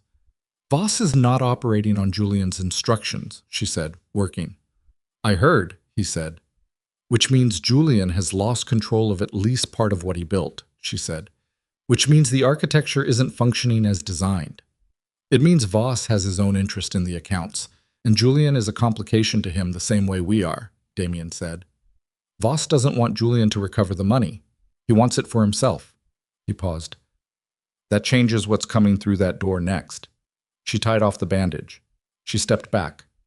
"How many more?" she said. "Unknown," he said. This was a probe. Same logic as the biometric signal. Test the response, map the capacity, identify the gaps. He looked at her. "The real assault comes next." "When?" "Minutes," Marco said from the doorway. His voice had the quality of a person delivering information they wish they were delivering differently. "We have contact on floors 18 and 20. They're moving up." Damien straightened. The arm had to hurt. She could see the calibration of it in the slight forward angle of his shoulder, the way he was distributing weight away from it without appearing to, but his face gave nothing. "Options," he said to Marco. "Roof extraction is compromised. They have eyes on the landing pad," Marco said. "Stairwells below 20 are clear for now. We can move her down and out through the service exit on 12 if we go in the next 4 minutes. "And leave the building," Damien said. "Yes." "And the painting," Damien said. Marco didn't answer. Celia looked at Damien. She understood immediately. The painting was evidence, not of the fraud, but of everything. The coordinates, the UV grid, the entire architecture Julian had built, and that she had dismantled and documented. If Voss reached the painting before Moretti's people could secure or destroy it, he had the same information she'd extracted, minus the reading key. And with Voss's resources, minus the reading key wasn't minus enough. "I need 2 minutes with the painting," she said. Both men looked at her. "The UV grid," she said. "I can compromise it. If I expose the reactive layer to full-spectrum UV at high intensity for sustained contact, it bleaches the secondary image. The coordinates become unreadable." She looked at the room where the painting was mounted through the open doorway. "He spent 8 months building it. I can destroy it in 2 minutes." "The UV panels are in the room," Damien said. "I know," she said. "That's why I need 2 minutes." Damien looked at Marco. Marco's face communicated something she couldn't read precisely, but felt the weight of. 2 minutes, Damien said. She moved. The painting room was intact. The assault had hit the main space, not this one, and the conservation equipment was undisturbed, the UV panels still on their rolling stands in the positions she'd left them. She crossed to the panels and angled them both toward the painting's surface and switched them to maximum output without pausing to recalculate. She knew the equipment. She knew the reactive pigment sensitivity. She knew 2 minutes at full intensity would be enough. She stepped back and watched. The UV light hit the surface and the secondary image responded immediately. Glowing blue-white, the numbers and letters of Julian's 11 access strings blazing in the dark like something alive. She watched them and thought, briefly and against her own intention, about the patience it had taken to build this, about the skill, about the person who had looked at a blank canvas and seen not a painting but a document, not an image but a system, and had executed it with enough precision that it had fooled every expert who touched it until she'd walked into that auction room. She had loved him. She wanted to be honest with herself about that. Now, in this room, with the evidence of what he'd done dissolving in the light she was directing at it. She had loved him, and she had noticed things, and she had made choices about what to do with what she noticed, and those choices had cost her, but they were her choices, and she owned them. The image was fading. The characters were bleaching from the outside in, the reactive pigment overloading and burning out under sustained exposure. In 90 seconds, what Julian had spent 8 months building was going to be an empty canvas. She heard gunfire again, closer. Below, she thought, or the floor directly beneath them. She didn't move from the UV panels. Damien came through the doorway at 30 seconds remaining. "We need to move," he said. 30 seconds, she said. "Celia, 30 seconds, she said. "Or we do this again somewhere else." He stopped. He stood in the doorway. He was covering the angle back toward the main room with his weapon in his right hand, and he was watching her with the left side of his attention, and she could feel both things simultaneously, the professional threat assessment and the personal, which were different, and she could feel them as different. The image went dark, not gradually. The last few characters bleached simultaneously in a final burst of overload, and then the surface was simply paint, old paint, or paint that looked old, a figure in a landscape that had been meticulously constructed to look like something it wasn't, and was now simply a canvas with nothing left to hide. "Done," she said. They moved. The stairwell was clear to the 12th floor. Marco went first, then Damien with his hand at her back. Not gripping, simply present. A continuous point of contact that oriented her in the stairwell's half-dark as they descended fast, faster than was comfortable, her thighs burning by the 8th floor and her lungs working harder than she'd have liked to admit. At 14, Marco raised a fist and they stopped, sound below. Not random, rhythmic, purposeful, ascending. Damien pulled her back against the wall, and Marco leaned over the railing, and she heard, in the 3 seconds of assessment before everything accelerated, the specific cadence of multiple people moving in coordinated ascent. They were between 2 groups. "Up," Damien said. "The roof is compromised," Marco said. "Not the roof," Damien said. "It's 15. There's a maintenance access that doesn't appear on the building schematic." He looked at Marco. "I had it removed from the documentation 3 years ago." Marco's expression said he had not known this. He processed it in approximately 1 second and moved. 15. A service corridor that ran along the building's east face, narrow enough that she had to angle her shoulders to move through it quickly. The walls close enough that she could feel both of them with her arms at her sides. Damien knew exactly where he was going. No hesitation, no checking, the specific muscle memory of a man who had mapped his own exits long before he needed them. A door at the corridor's end, a lock that opened to his thumbprint. Beyond it, a room she had no reference point for. Equipment she didn't recognize, a secondary communication system, a window that faced east and was not visible from the building's primary facade. A room that didn't exist in the documentation. "Sit," he said. She sat. Marco was on his radio in a continuous low undertone. Damien crossed to the communication system and began operating it with the speed of someone for whom this equipment was familiar. Her phone. She remembered the phone. She'd lost it in the initial assault. She'd had Julian's voice in her ear, and then she'd had nothing. She looked at her hands. Empty. "I need a phone," she said. Damien handed her one without looking up from the communication panel. "A spare." She could tell from the way he produced it, from a jacket pocket without searching, a redundancy he'd been carrying the whole time. She dialed from memory. Not Julian, a number she hadn't called in 2 years, that she had considered deleting several times and had never actually deleted, because she was the kind of person who kept things she thought she might need and was usually right. It rang 4 times. "Arden," said a voice she recognized. "Shepard," she said. "I need 15 minutes and you can't ask me where I am yet." A pause. Shepard had been, a federal arts and financial crimes investigator she'd worked with on 3 cases over 4 years, a spare, careful woman who did not respond well to surprises and had a long memory for both the people who'd wasted her time and the ones who hadn't. "Celia," Shepard said, "it's 8:20 in the morning." "I know what time it is," Celia said. "I need 15 minutes. I have documentation of a structured art fraud involving 4 Swiss private accounts. UV-concealed banking coordinates embedded in a forged Renaissance-attributed canvas, and a connected network of asset transfers initiated in the last hour. She paused. And I need to talk to you before the fourth account clears. Silence. Where are you? Shepard said. I'll tell you that in 15 minutes, Celia said. Are you listening? I'm listening, Shepard said. She talked. She was 6 minutes in when the door opened and Reyes came through it, breathing hard, and said to Damien, "He's here!" And the room changed. Damien went still in the specific way she'd come to associate with danger. Not tension, the opposite of tension. The absolute coalescence of a person into a single point of focused intention. In the building, Damien said. In the building, Reyes said. Floor 20. He came up through the Voss team, not with them. He took out 2 of Voss's people on 18, which is how we knew. Our sensors caught the exchange. Celia lowered the phone. She was aware of Shepard's voice still talking from the handset, and she brought it back to her ear. I need to call you back, she said. Celia, 10 minutes, she said. Stay on. She looked at Damien. Julian was in the building. Not Voss's team. Julian, alone or nearly, moving through the assault he'd lost control of, coming up. He's not coming for the painting, she said. The painting is gone. He's coming for the coordinates. The coordinates are transferred, Damien said. He doesn't know that, she said.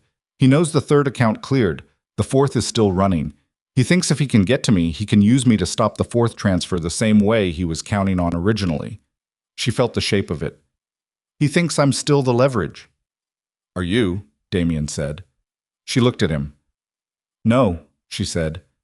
Something shifted in his expression. That unclassifiable thing she'd been trying to name since the car. She didn't have a name for it still, but she felt it clearly. Felt it the way you feel weather changing before you can see the sky. He'll come to this floor, Damien said. He knows this building. He may know about this room. Then we don't wait for him, she said. Damien looked at her for a moment. You want to go to him, he said. I want to end this, she said. And the only way this ends is if Julian understands that the architecture failed, that the painting is gone, the coordinates are documented and in federal hands, and whatever he built this entire thing to accomplish is finished. She held Damien's gaze. He'll believe it from me. He won't believe it from you. Silence. The fourth account, Marco said. It cleared. All 4. Complete. The room was quiet for a moment with the specific weight of something that cannot be undone. Damien crossed to her. He stood close enough that she could see the controlled effort in his face, the management of the arm, the management of everything else, the specific discipline of a man who has been awake for as long as she has and has absorbed considerably more physical damage and is still, somehow, entirely present. He will try to use you, Damien said. Quiet. Direct. Whatever he says when you see him, whatever version of the history he offers you, he will be trying to use you. You understand that. I've understood that for 18 months, she said. I just didn't have anyone to say it to. His jaw tightened slightly. I go with you, he said. You go behind me, she said.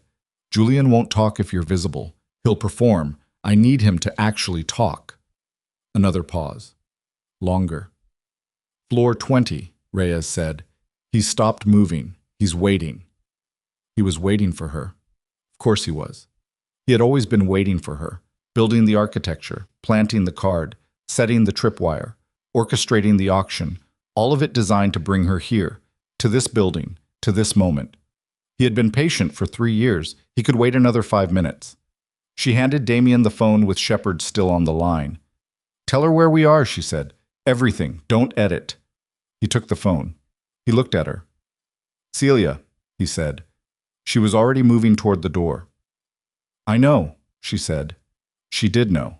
She knew what she was walking toward, and she knew who Julian was, and she knew that whatever happened on the 20th floor in the next few minutes was going to require her to be someone she'd never quite been before. Not the woman who noticed things and made choices about what to do with them. Not the woman who loved someone badly enough to be used, but something past both of those. Something. The stairwell between 15 and 20 was 9 floors of poured concrete and emergency lighting, and Celia took it alone. Not entirely alone. She could hear Marco 2 flights below, could feel Damien's presence in the building the way you feel barometric pressure, Not with any specific sense, but with something older and more reliable than sense.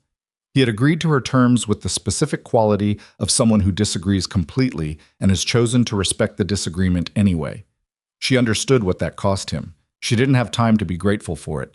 She counted her own footsteps. Not from habit, from the need to keep her mind organized around something concrete, while the rest of it ran at full speed through everything she knew and didn't know about the man she was walking toward. Julian Mercer, 41 years old, former assistant professor of art history at Columbia, published in 6 peer-reviewed journals on Northern Renaissance attribution methodology, genuinely well-regarded before he'd walked away from academia to consult privately, and then walked away from consulting into whatever the last 3 years had made him. She had loved him at a specific depth that she'd never entirely resolved, not the surface love of comfort and habit, but the deeper kind that got in under your logic and stayed there, operating below the level where you could reason it away. She had also watched him lie. Small lies, first, the kind that look like tact or privacy, or the ordinary incomplete disclosure of a person who is still figuring out how much of themselves to share. Then larger ones. Then the gaps, the unaccounted for hours, the too careful handwriting on a birthday card that she had noticed and filed and chosen not to press.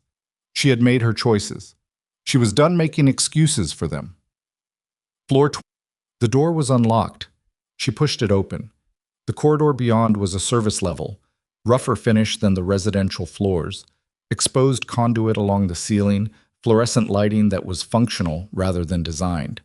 It smelled of dust and the specific cold metal smell of HVAC infrastructure. Julian was standing at the far end. 30 feet, maybe 35. His jacket was gone. He had a cut above his left eye that had bled down the side of his face and dried there, and his breathing was visible from this distance, elevated, controlled, the breathing of someone who has been moving fast and is now managing the aftermath. He looked, she thought, like a man who had run a very long race and arrived at the finish line to find it was the wrong race entirely. He looked like himself. That was the hardest part. He looked exactly like himself. "You burned the painting," he said. "The UV exposure bleached the reactive layer," she said. "The grit is gone." Something moved across his face. Not surprise. He'd had time to work through the possibilities. Something more complicated. Closer to grief, if grief were a thing she was willing to attribute to him. "The 4th account," he said. "Cleared," she said, 20 minutes ago. "The documentation is with a federal investigator who has been on the phone for the last 15 minutes. She kept her voice even.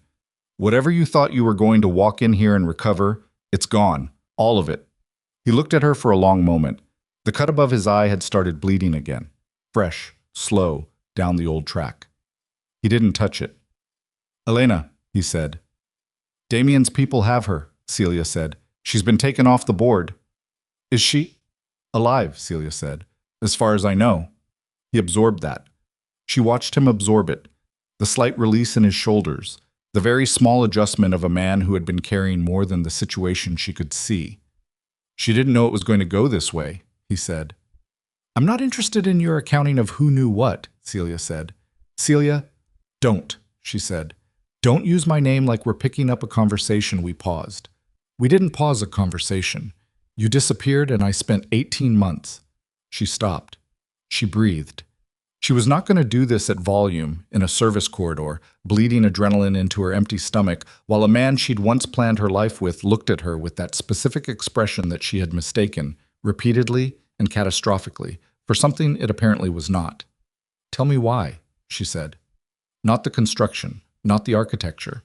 Why you took the money, why you used my methods to hide it, why you left me a card with a second message 3 years before you needed it. The actual reason." He was quiet for a moment. In the corridor's fluorescent quiet, she heard footsteps below.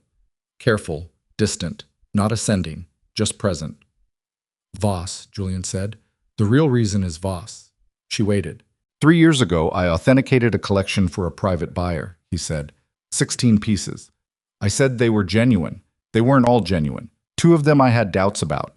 And I cleared them anyway because the buyer was paying well, and the provenance documentation was close enough that I could argue the uncertainty. He looked at the floor briefly, then back at her. Voss was the buyer's agent. When the pieces were resold 18 months later and the two questionable ones were flagged by the new buyer's authenticator, Voss came to me. Not to report it, to own it. He told me I had committed fraud in his client's acquisition and that I would work for him, specifically in the forgery market he was already operating. Or he would file the fraud claim and I would be finished. He paused. Professionally, criminally, completely. She looked at him. You built the forgery to run from Voss, she said. I built the forgery to take enough money to disappear completely and cleanly, he said. 6 million in accounts he couldn't trace, hidden in a painting he'd never examine and wouldn't know to look for. He met her eyes. I put it in Moretti's market because Moretti's organization has enough independent power that Voss wouldn't risk a direct approach. I thought the painting would sit in a private collection for years. I thought I'd have time. You didn't think I'd be in that auction room, she said. No, he said. That was... He stopped, pressed his mouth together. That was not something I planned for. When Elena told me who Moretti had brought in to examine it, He stopped again. You panicked, she said. I reconfigured, he said, which was so entirely Julian. Reconfigured, not panicked, not afraid, the professional's euphemism for exactly the thing they can't admit to, that she felt something shift in her chest, some last vestigial piece of the love that had been surviving on momentum alone. And it didn't feel like tenderness. It felt like something being released. And the 2 million in my name, she said. I put that aside before I disappeared, he said. It was always for you. I took you out of your career trajectory when you were with me. You let things slide, let connections lapse, let yourself be associated with my reputation in ways that cost you when I was gone. The 2 million was supposed to be... He stopped, looked for a word, didn't find one he was willing to say. Restitution, she said. Yes, he said quietly. Julian, she said, you don't get to commit a crime against someone and then unilaterally decide on the restitution. That's not how any of this works. I know, he said. And you don't get to structure it so that the only way I can access the restitution is by already being inside the crime, she said. That's not a gift. That's a trap with a different label. He looked at her with the expression she'd been trying to name since she walked through the door and was now able to name precisely. It was the expression of someone who knows they are right about a fact and wrong about everything surrounding it, who has been intelligent enough to construct something genuinely complex and not wise enough to understand why complex isn't the same as good. She had loved that face. She had trusted that face. She had looked at that face and made choices. Voss is still in this building, she said. I know, Julian said. He's not here for you anymore, she said. He's here because the account's cleared and he wants whatever he can get out of the situation. That means everyone connected to the painting is a liability he wants to address. She held his gaze. Including you. Something moved in Julian's face. Not fear, exactly. The recognition of a situation that has outgrown its architecture. I can deal with Voss, he said. No, said a voice behind Celia. You can't. She turned. Voss was at the stairwell door. He was a large man. That was the first thing, the sheer physical scale of him, broader than she'd expected from the way Damien had described him, with the specific bulk of someone who had once been very fit and was still mostly functional underneath the additional mass of middle age. He had a weapon. He held it with the ease of long familiarity, not pointed at her yet, held at his side in the flat, casual way that was more frightening than a raised barrel because it communicated the absence of urgency. He had time, he believed, and he wasn't wrong to believe it. He had 2 men behind him in the stairwell. She could see their outlines. Mr. Mercer, Voss said, and his accent was precisely what Damien had described.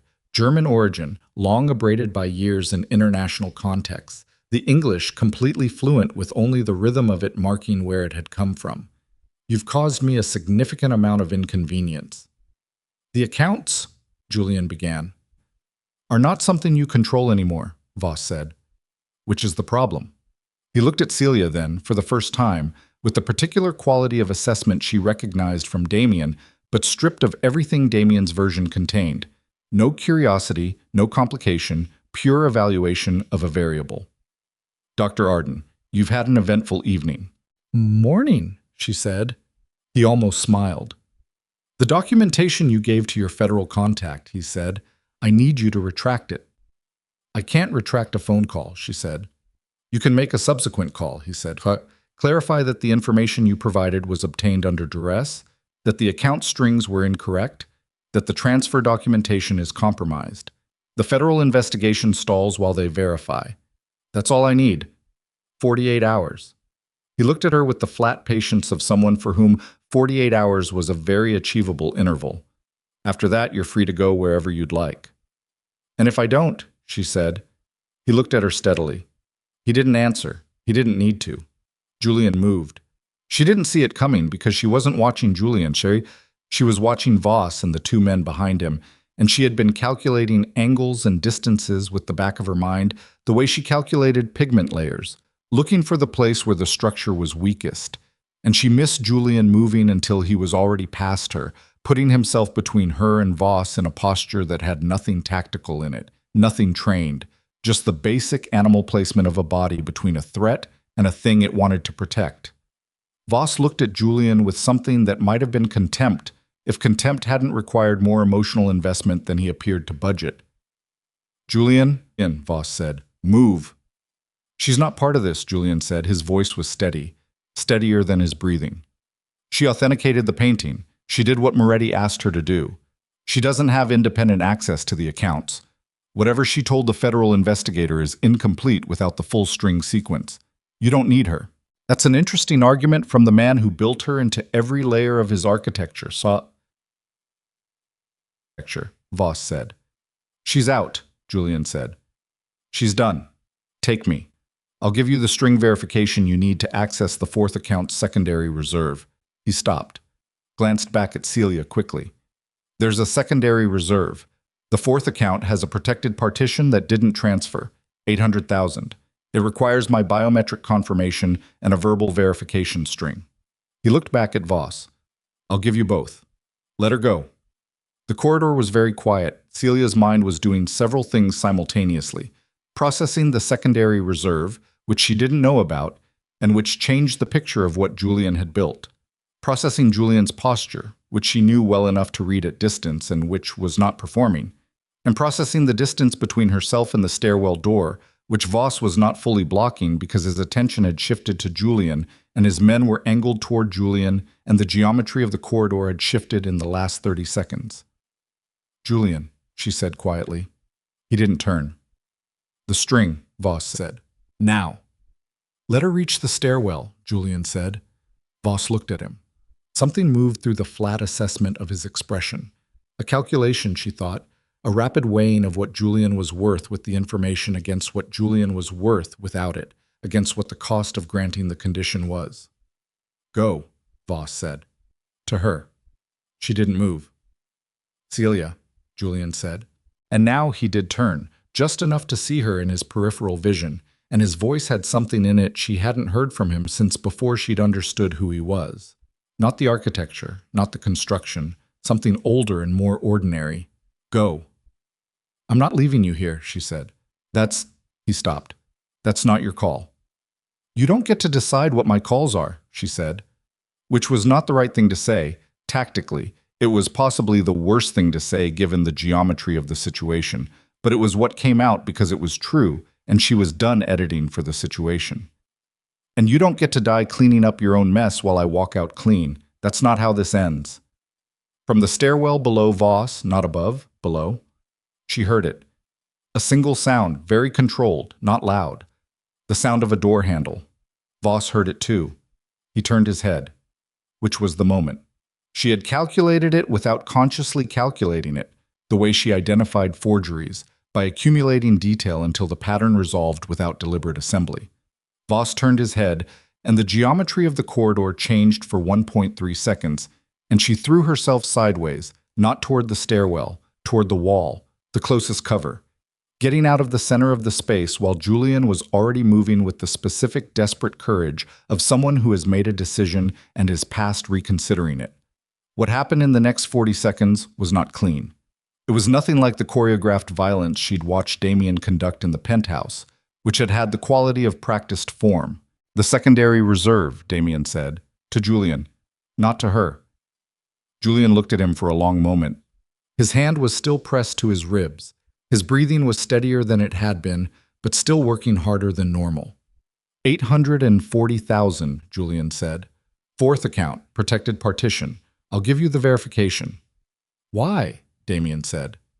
Because you protected her, Julian said, simply, without performance. That was not something I had in the architecture. Damien looked at him.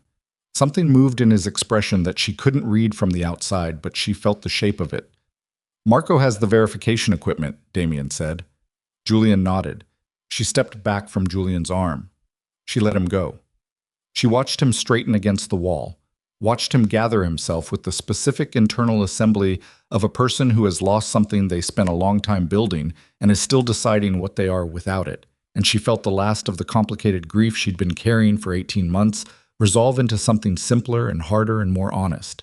She did not hate him. She did not love him. She understood him, which was something else entirely. Something that didn't require a resolution in either direction, that could simply be held without collapsing. She turned to Damien. He was looking at her. Shepard, she said, my federal contact, she needs to know. I called her from the secure line, he said, while you were on the stairs. She looked at him. You told her everything, she said. I told her what she needed to know to build the case against Voss, he said, which is considerable. A pause. My involvement in the account transfers will require management. That's a separate conversation. You'll need a lawyer, she said. I have 17 lawyers, he said. She almost laughed. She caught it before it became laughter, but he saw the almost, and something in his expression shifted.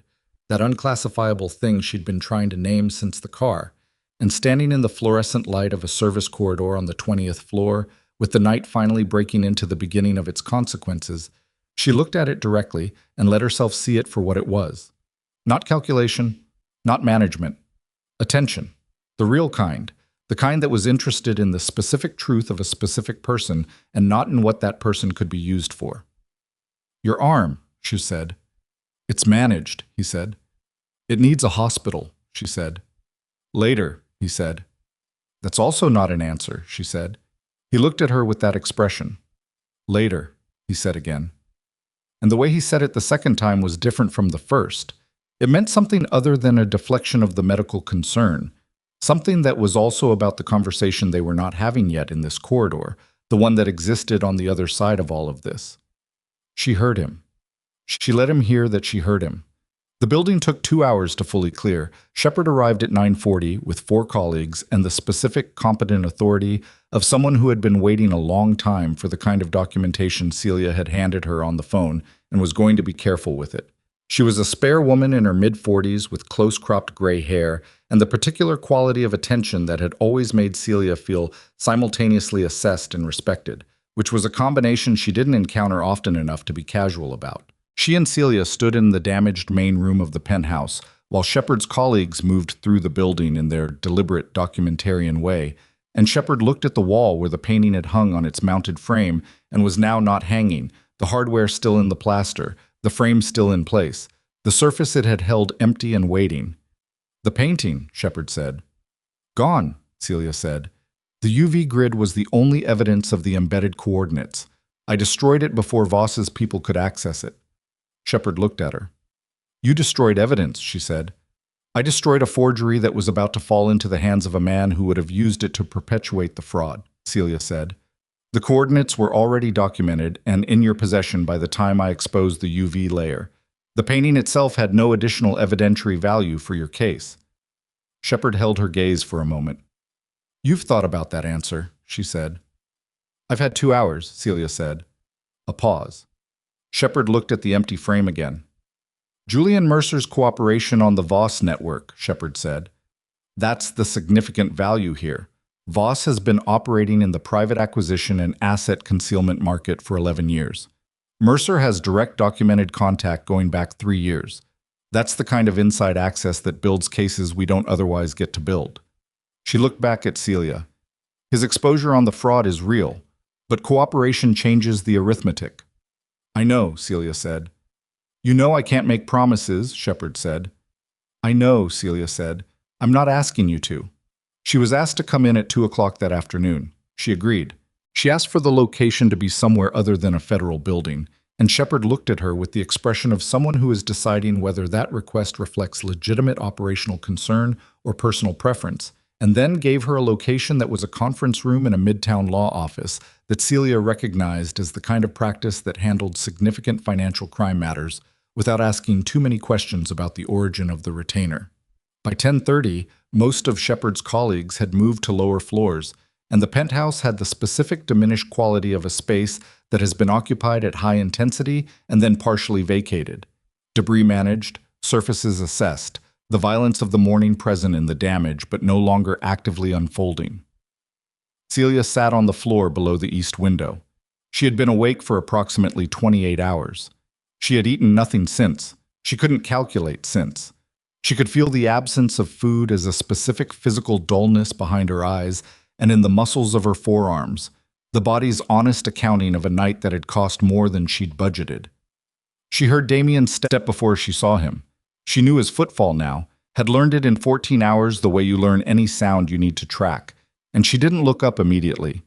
He sat down beside her, not close enough to touch, close enough that she could feel his presence as warmth. She looked at him.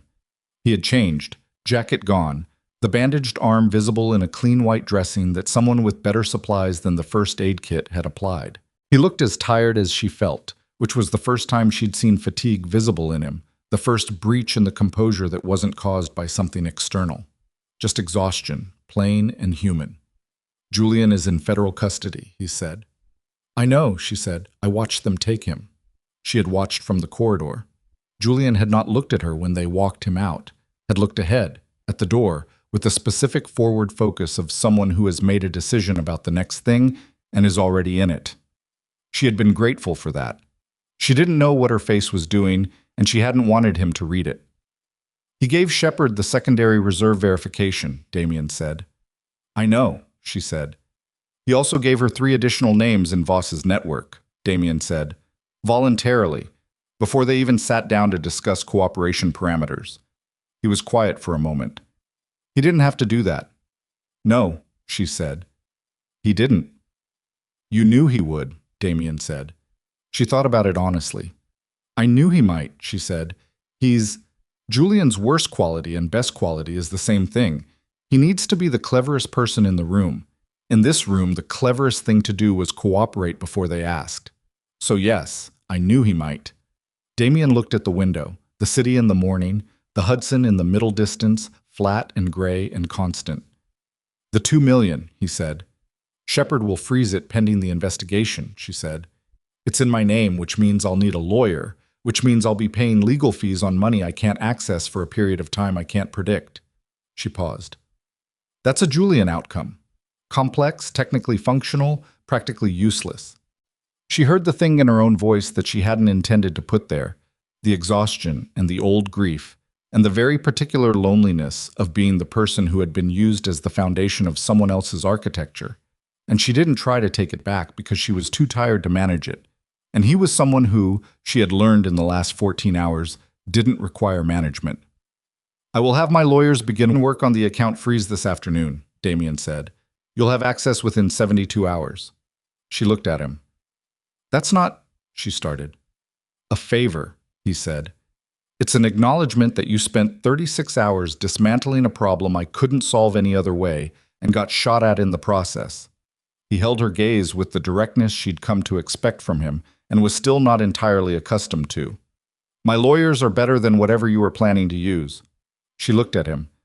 "I don't want to owe you," she said. "You don't," he said. I owe you. The $6 million I recovered minus what Voss took in the window before we locked the accounts. That's still $4.8 million that didn't exist for me yesterday." He paused.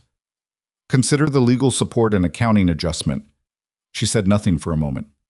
"The painting," she said. He looked at her. "I'm sorry I destroyed it," she said. "Professionally. It was, whatever it was built to do, the forgery itself was exceptional work. In a different life, it would have been the kind of thing I'd have studied for months." She felt the complicated truth of that. Julian was very good at what he shouldn't have been doing. Damien looked at the empty frame across the room. "The craquelure was off," he said. She looked at him. "In the lower left," he said. "Too regular." I noticed it when the painting was delivered, and I told myself I was wrong. I'm not a specialist. He paused. I should have called someone then. You called someone at the auction, she said. Eventually, he said. You paid $5 million for a forgery to get my attention, she said. That's a very expensive way to make a phone call. Something moved in his expression, the thing she'd been trying to name all night, and she had a name for it now.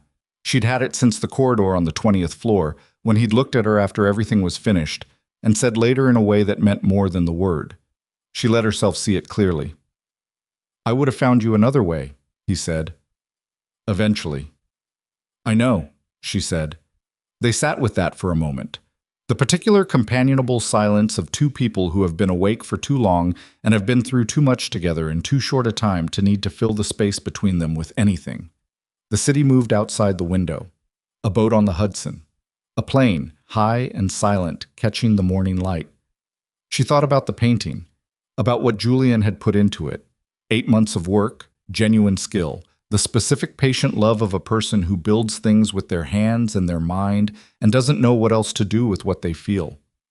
He had loved her, she thought. In the way that was available to him, with the instruments he had, it had been real. That it was also instrumental, also calculated, also built to function. That didn't cancel the first thing. People were more than one thing. She had spent her professional life knowing that about paintings, and had needed 36 hours in a Mafia Boss's penthouse to understand it about people. She thought about what she was going to tell her firm on Monday. The answer was probably nothing yet. She'd need to talk to Shepard first, understand the shape of her legal exposure, map the professional implications. She was good at that. She had always been good at mapping problems. She thought about Damien Moretti, who was sitting beside her on the floor of his damaged penthouse at 10:30 in the morning, injured and tired and as close to unguarded as she suspected he allowed himself to be, and who had looked at her in a corridor on the 20th floor of his building and said later in a way she was still thinking about. I need to sleep, she said. There's a room at the end of the hall, he said. I know, she said. I slept there for 4 hours last night. You can use it again, he said. I have a 2 o'clock with Shepard, she said. 4 hours, he said. I'll have you there. She looked at him. You don't have to. I'm aware, he said. She held his gaze. I need to know something, she said. He waited. At the auction, she said, when I repeated what I said, in Italian, you said... She stopped, organized it. You gave me an expression I couldn't read. What were you actually thinking? He was quiet for a moment. The specific quiet that was him deciding how honest to be, which she recognized now as a distinct mode of his silence, different from the calculating quiet and the watchful quiet. I was thinking, he said, that I had been in that room for 2 hours waiting to acquire a painting I had doubts about, surrounded by people who were performing certainty they didn't have, and a woman I'd never seen before walked to the center of the room and told the truth loudly enough that no one could pretend they hadn't heard it. He paused. And then she insulted me in Sicilian and looked at me like she was prepared to do it again. He paused again. I was thinking that I hadn't met anyone like that in a very long time. She looked at him for a long moment. And then you put me in a car, she said. I was improvising, he said. I don't improvise often. She looked back at the window. She felt the exhaustion in her whole body, in her hands, in her jaw, in the particular ache behind her sternum that was the physical residue of a night that had required her to be more than she'd known she had available. She felt it, and she felt, underneath it, the very strange and fragile thing that was the beginning of something she didn't have a name for yet. She was not going to make a decision about it today. She was going to sleep 4 hours, go to see Shepard, tell the truth in the careful and complete way she told truth about paintings, and then she was going to figure out the shape of the life on the other side of this morning. Damien, she said. He looked at her. Thank you, she said. For the corridor. For putting yourself... She stopped. Tried again. You didn't have to do that. No, he said.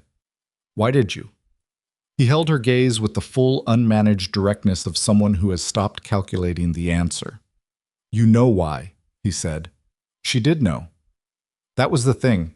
She had known since the 20th floor, maybe before, maybe since the moment in the car, when he'd said the forgery isn't the fraud. It's a container with the flat certainty of someone stating a truth about the world rather than a situation. She had known, and she had been running at full speed through everything else, and had not let herself stop long enough to sit with it. She let herself sit with it now. She nodded once. Small, specific. He didn't say anything else. He didn't need to. She got up from the floor. Her knees protested, and she let them, moving to the room at the end of the hall without hurry. And she didn't look back, because looking back was the thing she'd spent 18 months doing, and she was finished with the direction. She lay down on the bed. She didn't take off her coat. She was asleep in less than 2 minutes.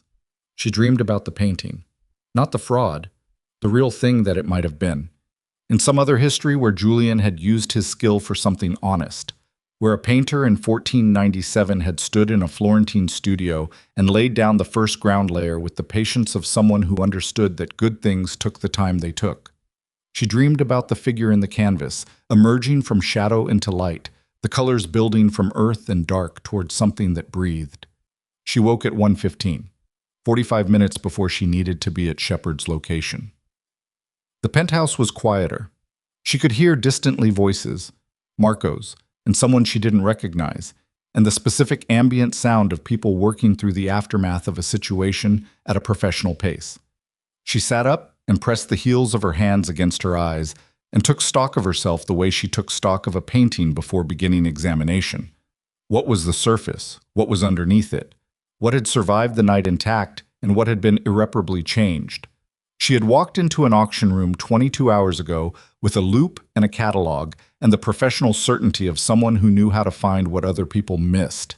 She had found considerably more than she'd been looking for. She stood. She found the bathroom, clean, fully equipped, the specific efficiency of a space that had been set up to function rather than impress. And she washed her face and looked at herself in the mirror with the honest eyes of someone who is done being surprised by what they see. She looked tired. She looked like she had been awake for more than a day and had spent part of that day in a service corridor while people she mostly couldn't identify settled things in the way that world settled things. She looked, she thought, like someone who had made choices and was still standing at the end of them. That was enough. She came out of the bathroom. Damien was at the doorway of the room, not inside it, at the threshold, with the specific respect for a boundary she hadn't articulated and hadn't needed to. "Car's ready," he said. "How's the arm?" she said. "Functional," he said. "That means it hurts," she said. "Everything hurts," he said. "That's how you know you're still in it." She looked at him. "That's a terrible philosophy," she said. "It's worked so far," he said. She walked to the door.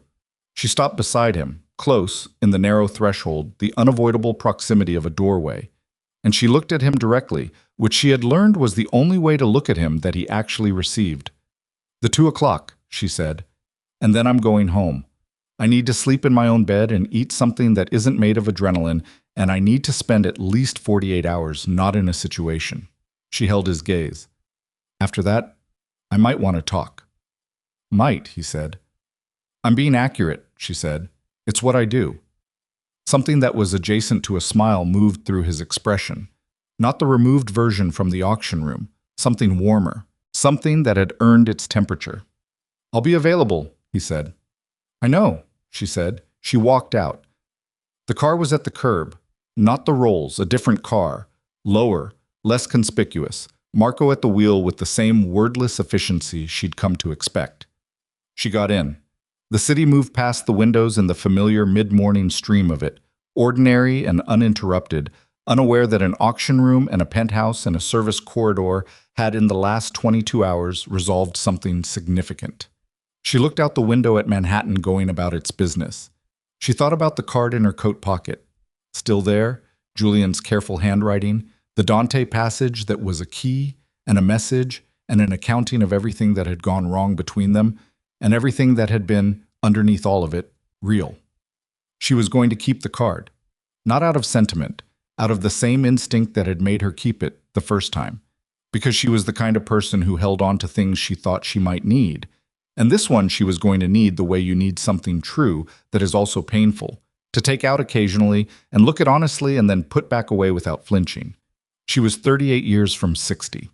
She had 2 graduate degrees and a list of authenticated recovered frauds, and apparently a federal investigation to navigate, and $2 million in a frozen Swiss account, and the business card of a mafia boss who read literature and paid $5 million for a fake painting because the alternative was letting the truth be ignored.